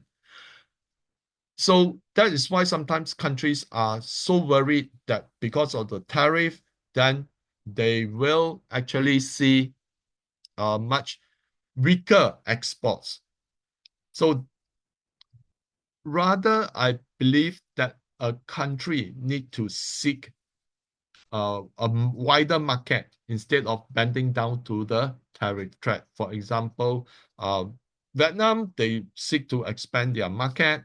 Okay, China have so many tariffs, but they still achieve 1.2 trillion trade surplus. So countries which are, but of course, not every country can be like China because some countries, they are exporting commodity, but they have very their manufacturing, okay, is more geared towards export than internal consumption. So that is why some countries will be in a dilemma. So Trump is adamant to deport illegal immigrants, but the ICE has become the most despised agency by the citizenry due to their heavy-handedness and harsh treatment of Americans and immigrants, legal and illegal alike. Many questionable deaths have been linked to the ICE and their poor treatment of immigrants in detention centers. So geopolitically, the Trump admin still sees China as a #1 threat. That is the reason for Trump's move on Venezuela and Iran to choke China of its supply of cheap oil. Now here I say cheap oil, not choking China out of oil, okay, but cheap oil, because the US will still sell the oil to China, but at a more expensive price. So the other reason is to weaken the unity among BRICS nations. And Iran is both an Shanghai Cooperation Organization member as well as BRICS member. So that is the reason why Russia and China will keep on helping Iran because of it being an SCO member. So among SCO countries, there is an unspoken rule that they have to help each other on security issues. It is not like a NATO kind of alliance, but they have to support a fellow SCO countries because in terms of security. So US also hopes to secure dominance in Middle East to protect its petrodollar legacy as BRICS works towards de-dollarization. So US want to corner the oil industry so that it can insist that you still need to use US dollar. So Trump's immediate objectives are to secure Greenland and annex Canada, but I think all this could just be a smokescreen to shift people's attention away from its true intention. Okay, so Trump is a leader that like to throw a lot of smoke screen. He think of something, then you say maybe we do this, maybe we do that. Okay, but you can see that after Greenland, he talked about making Canada a 51st state. Right now, Trump is very focused on Iran. Okay, so this is how they try to throw smoke screens around. So while US will shift its attention to the Western Hemisphere, it will continue to supply military hardware to its proxies in Asia to contain China. So US will still be in the military business. It will supply the proxies. The thing is, Americans will not need to put boots on the ground. Okay. So I believe that if, let's say, there is any trigger of a confrontation, okay, don't be surprised if the US troops will leave places like Japan, because if Japan goes to war with China, it will be unbearable casualties for the US.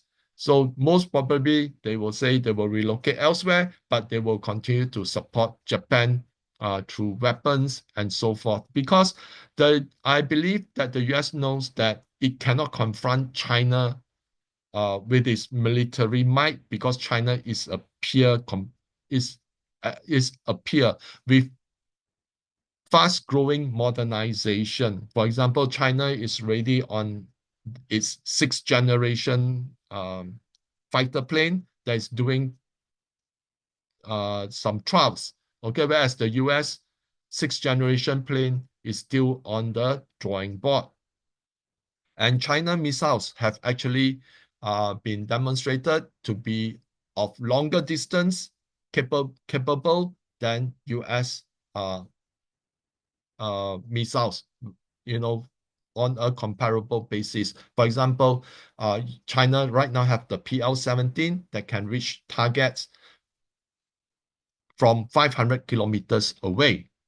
Okay, and China is a leader in terms of drone development as well. So the US knows that it cannot confront, so what it wants to do is keep selling weapons so that the proxies like Japan or Philippines would be the casualties. So what could happen to the US in 2026? Now, tariffs will not help the US economy. Many companies and manufacturers have declared bankruptcy. I think I shared this with them in our February forecast. So we could see increased layoffs in 2026. This situation could encroach into American lives. For example, right now, a lot of Americans are finding it very difficult to cope with multiple types of taxes. For example, property tax has gone up, okay, and property insurance has gone up. So a lot of them cannot sustain themselves. So that's why we are seeing that the homeless population in US continue to grow, okay. And the other thing is that a lot of companies right now are announcing layoffs. I think Amazon just announced another 10,000 layoff because of the advent of AI. A lot of coding right now is done by AI, okay, and a lot of the delivery or sorting, done in the warehouses are done by robotics. So inflation, which is already rearing its ugly head, driven by a weak US dollar due to the rate cuts by the Fed. Okay, it is widely expected that Trump would pressure the Fed for more rate cuts. So recently, there's a lot of Western media saying that Kevin Marsh, the nominee, okay, would go for a stronger dollar. Okay, and in my Facebook post, I argued that he cannot go for a stronger dollar unless it allows interest rate to go up. But that contravenes Trump policy to have a cheaper US dollar in order, okay, to bring manufacturing in and boost export for the US economy. So if let's say inflation is not manageable, it could be disastrous to the US economy. Okay, if we have both tariffs and rate cuts, inflation will go through the roof. Now, the demand for US dollar in international trade is also declining due to the shift to using local currencies in international trade among countries from the global south. Many international trades are now done through bilateral currency swaps and other platforms outside of SWIFT. So sometimes we have commentators, whether it's social media or in the Western media, they show a chart by SWIFT stating that the usage of US dollar has never been higher. Okay, but they never discuss what is being used in other platforms. For example, the Chinese cross-border international payment system chips, okay, the Indian UPI and other payment platforms, okay, from Russia and such, that never does any trade in US dollar. So the decline of the US dollar will continue pushing inflation higher. Unsustainable debt. US public debt is expected to exceed 40 trillion by the end of 2026. Right now, we are at 38.75 trillion, okay, or 38.8 trillion. So we are just 1.2 trillion away from reaching 40 trillion, okay? So this will put tremendous pressure on the US financially. Interest payment will skyrocket, pushing US debt into a debt spiral. More countries would shun the US dollar and move towards gold as a reserve asset. CRE crisis looks set to worsen moving forward. Development of AI has scaled back the need to house workers in offices, and many workers are opting to work from home. Besides the CRE crisis, corporation and household debt could turn ugly and add more risk to US banks.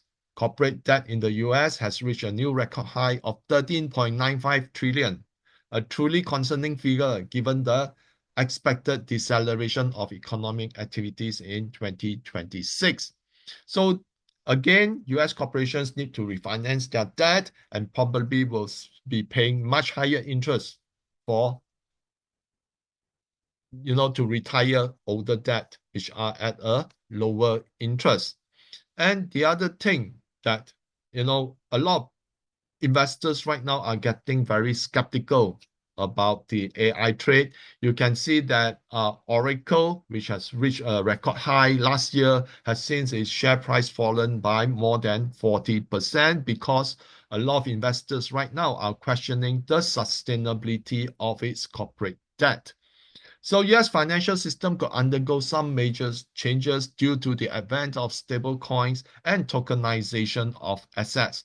The adoption of crypto will expand in the US, but it all hinges on how orderly all this could happen.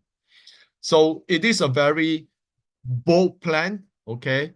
As I mentioned just now, Trump's policy, but like everything else, if the adoption of it and the operation of it and the accountability of it, is mismanaged, then it will be a disaster. Okay. And recently, China just reiterated that they will not support tokenization of the renminbi or any assets except through their own usage of this CBDC or central bank digital currency, which issue the digital renminbi. So geopolitically, the US risks becoming obsessed in protecting the US dollar global hegemony, which makes the Trump admin more prone to war. The naming of the Department of Defense to Department of War already speaks ills of the US intentions. So 2026 will see a very belligerent US, which will result in intensified military conflicts around the globe. Politically, the Trump administration will face several hurdles in 2026, and this is the year when the midterm elections will be held. Democrats are leading the Republicans in the polls. And recently, there was some re-election of representatives, and the Democrats have actually taken hold of a few places. So the Trump admins Anti-immigration stance backed by the ICE, often depicted as being brutal and profiling specific races, is causing rifts in public opinions.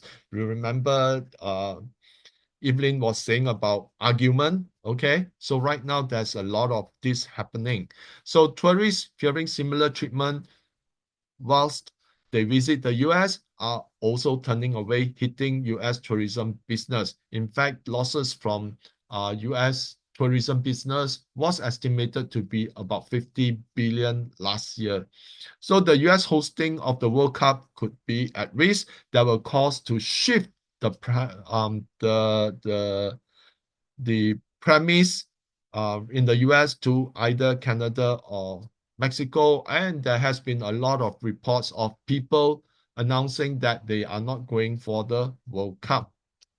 So let's look at China's economy. In terms of nominal GDP, China still retains its second position. But in terms of GDP by PPP, China retains its top position at 43.39 trillion. The US trails in second position at 31.82 trillion. So you can see that how great the disparity when GDP is measured by PPP or purchasing power parity. In fact, a lot of institutions right now like to use GDP by PPP rather than real GDP in absolute number or GDP per capita, okay? Because a dollar can buy you a lot more stuff in China than stuff in the US. And therefore, the purchasing power in China is greater. So China's economy has been marred by a slowdown beginning from the second half of 2025 after a strong start in the first half of 2025.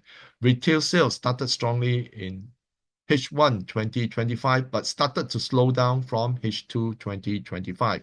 Fixed investment saw a major setback, falling into negative territory.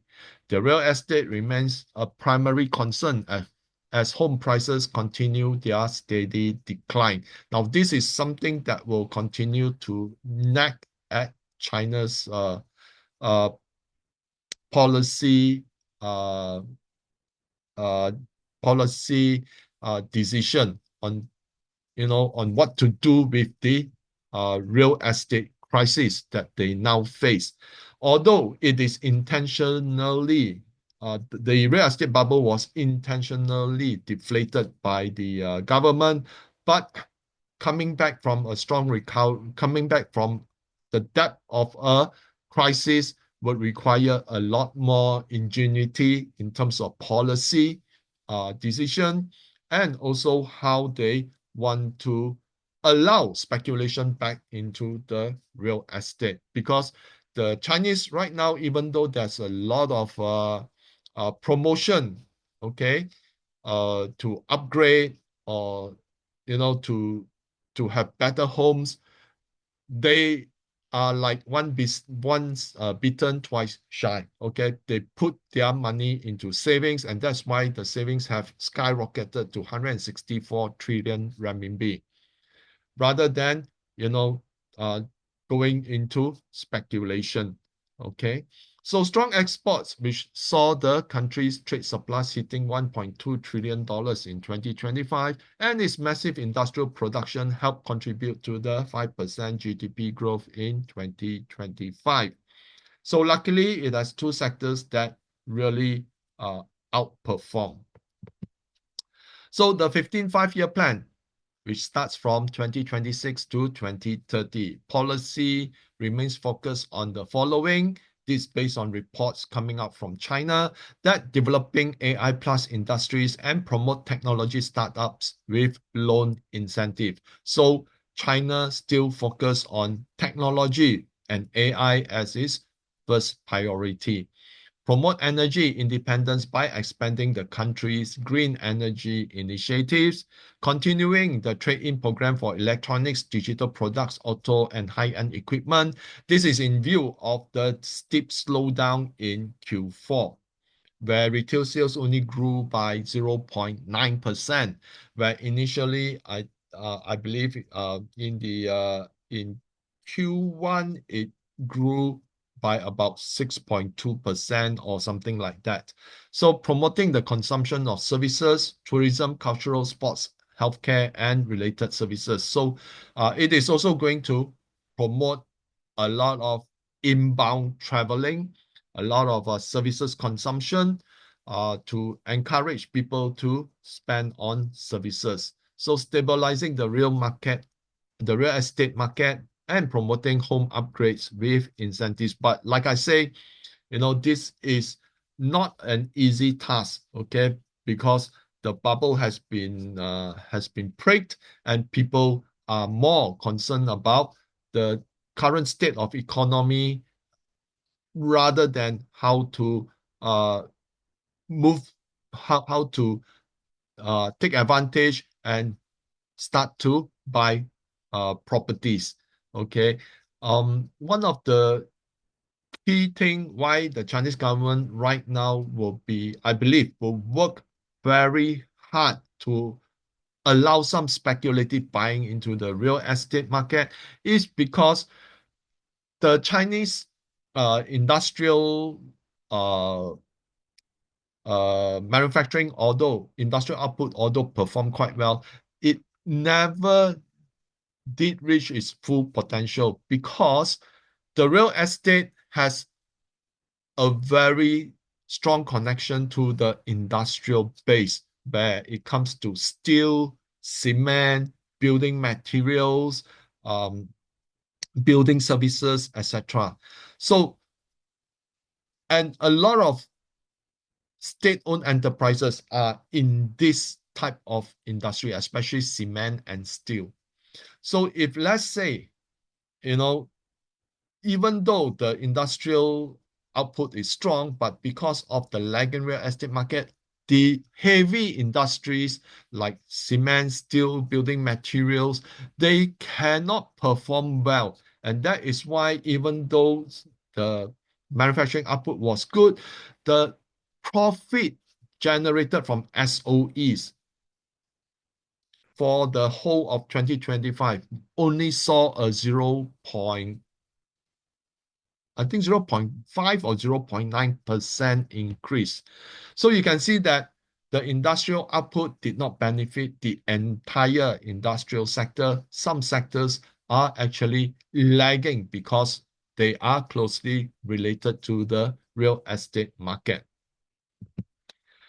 So let's look at China's electrical generating capacity. Now we have to understand all this in order for us to understand why I believe 2026 will be a year where China will have a lot of confidence in its development of robust IT ecosystem. It all has to do with electrical power. Okay, so abundance in electrical generating capacity results in cheap electricity, vital for the data centers that power the AI revolution. You can see that, China is offering open source AI simply because electricity is much cheaper. Okay, whereas US, they are chargeable. Okay, and right now, OpenAI is actually in deep financial trouble. Yeah, so China produces 40% more electricity than the US and EU combined. And China AI patents and patents filing has been eye-boggling. Okay, China has integrated AI across multiple industries. At the same time, China has filed the most patents than any country. So here you can see that just Tsinghua University alone, in terms of producing AI patents, it has a very huge chunk of it. Okay, the other universities are only small numbers. Okay, but Tsinghua has the bulk of it. And in terms of annual patent applications of selected countries, China is the top at almost 1.8 million patents, whereas the closest US is around 500,000 patents.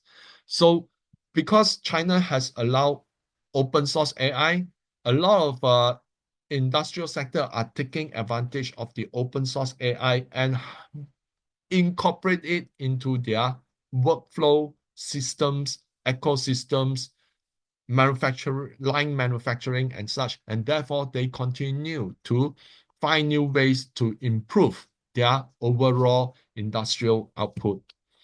So this gives a hint on why China industrial might can never be challenged anytime soon. China is the world's largest manufacturer, accounting for almost 90% of global manufacturing. And this is not surprising based on robotics density and industrial design applications. So this is where China stands in terms of operational stock of industrial robots, where China takes a lead, okay, and this is based on 2024.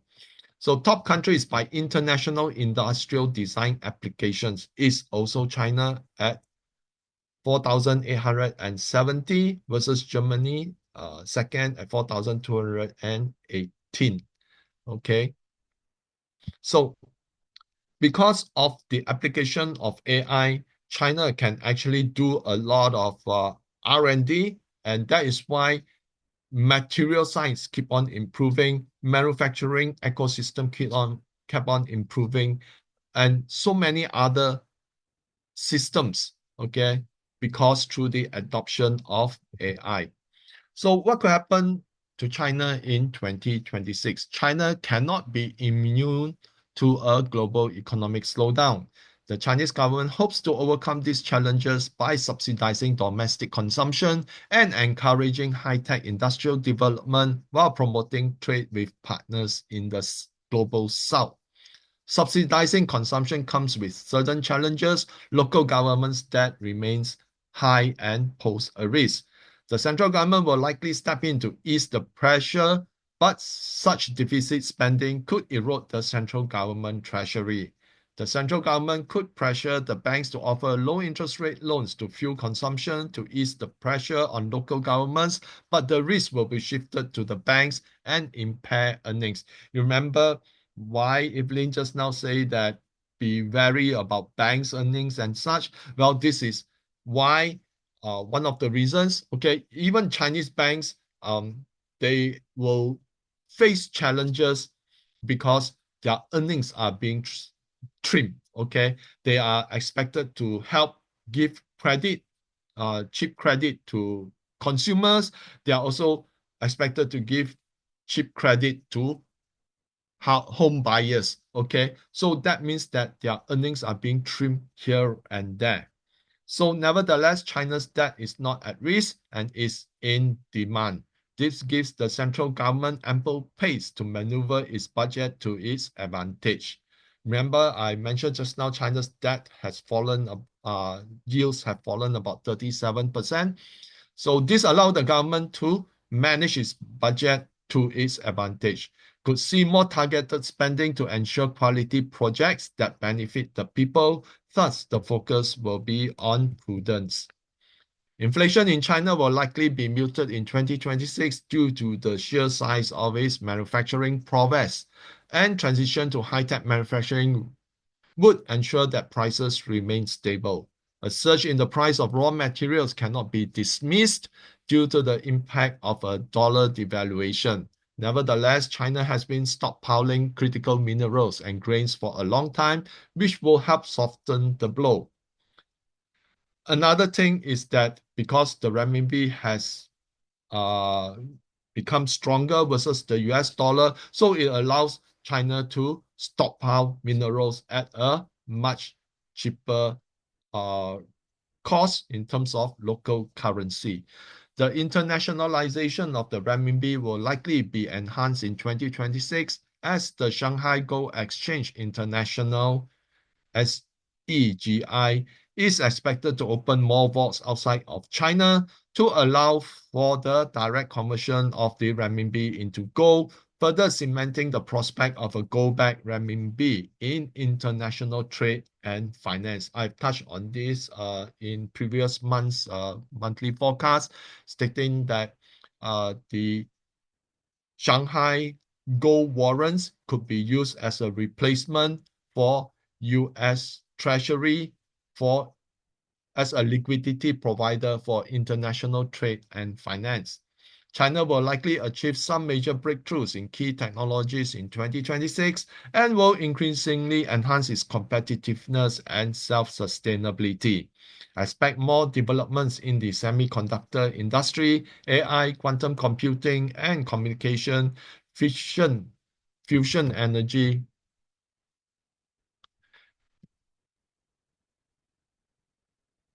Fusion energy is where it's different from nuclear energy, which is actually a fission energy. Fusion energy can generate energy like the sun. Okay, and right now they have managed to allow the fusion energy to last for I think less than 30 minutes or slightly or more than 30 minutes uh, for in lab experiments. So if they can actually extend it for longer periods, then it will be a period where China would look into further enhancing the energy generation so that it can guarantee 24/7, 365 output, because it's definitely much cheaper than all types of energy, okay, because it is like harnessing the power of the sun. So of course China is already making breakthroughs in 6th generation aircraft, autonomous and unmanned vehicles, maglev trains, and robotics, including the humanoid project. In fact, according to the latest publication, China have sold more humanoids than any or other countries combined together. Okay, so let's take a outlook on the status of technology in the US. The AI boom in US tech sector is driven by round tripping. I explained this a few months ago via a chart shown by Michael Burry. Okay, this is an example. NVIDIA invests 100 billion in OpenAI, and the latter uses the investment to purchase NVIDIA chips. OpenAI signs 300 billion deal with Oracle, and the latter plans to buy 40 billion of NVIDIA chips.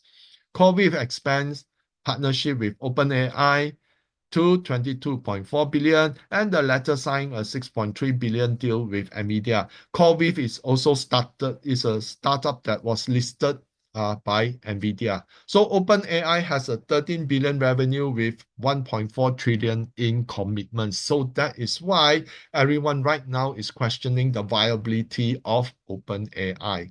And the other thing, of course, is the major hurdle the US faces is the lack of energy to power the data centers. So you can see the huge discrepancy between the US and China. So rather, the focus should be on companies that supply connectivity solutions to data centers in China and Asia, where the build-out of data centers are at unprecedented pace. Okay, you can for a while ignore the chips because they are all trying to round trip, okay, to generate the revenue. Okay, and the recent AI stock sell-off is already showing what could happen. But I believe that there is opportunity if you just look at those connectivity solutions provider for data centers, because US is stalling because there's not enough power. So if you look at those companies that are already selling to China and Asia while waiting for the US to mature, then you have another cycle boom. Okay, so these are some of the companies that you can look into. The US will have to triple its power generation capacity if it wants to lead in the AI revolution. That can only be done through several means: short-term gas and coal-fired plants, long-term nuclear power plants. Thus, there will be immense build-out of the national grid, providing a bullish scenario for gas, coal, uranium enrichment, nuclear reactor builders, transformer suppliers, and copper. Quantum computing will play an ever important role. However, many quantum computing stocks in the US are overvalued. Look for opportunity to buy in the lows. The humanoid project will drive demand for batteries, actuators, controllers, sensors, etc.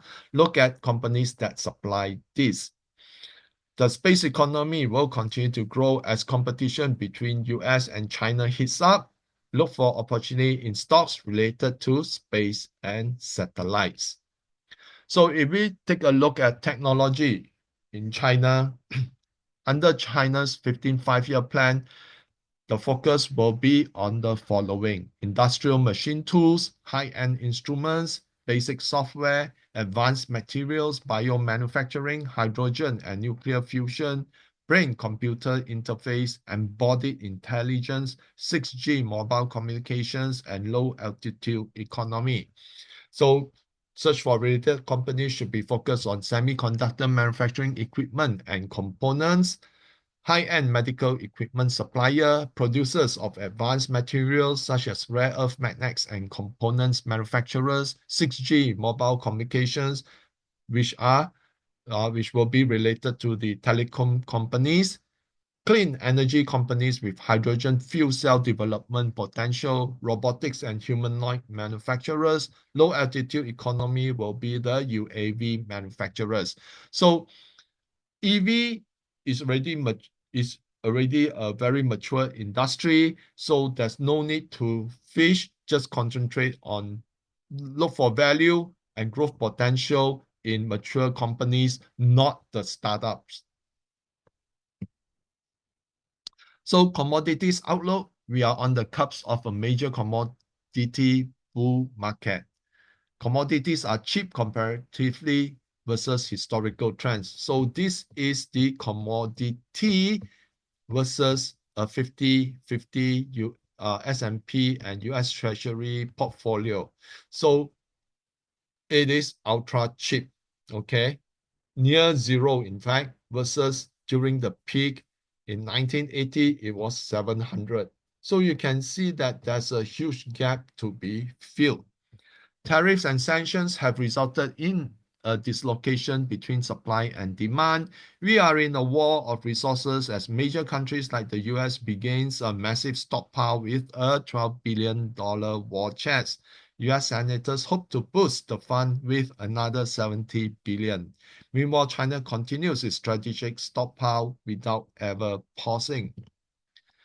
So for minerals you to consider in your portfolio, gold due to destruction in value of government bonds. So ETFs you can look at is PHYS, GDX, and GDXJ.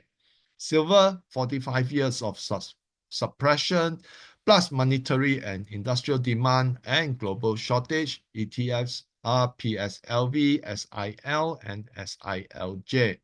Uranium and copper due to electrification of infrastructure needed to power AI and grid security, plus supply deficit. So uranium ETFs are URA, URNM, and copper ETF COPX.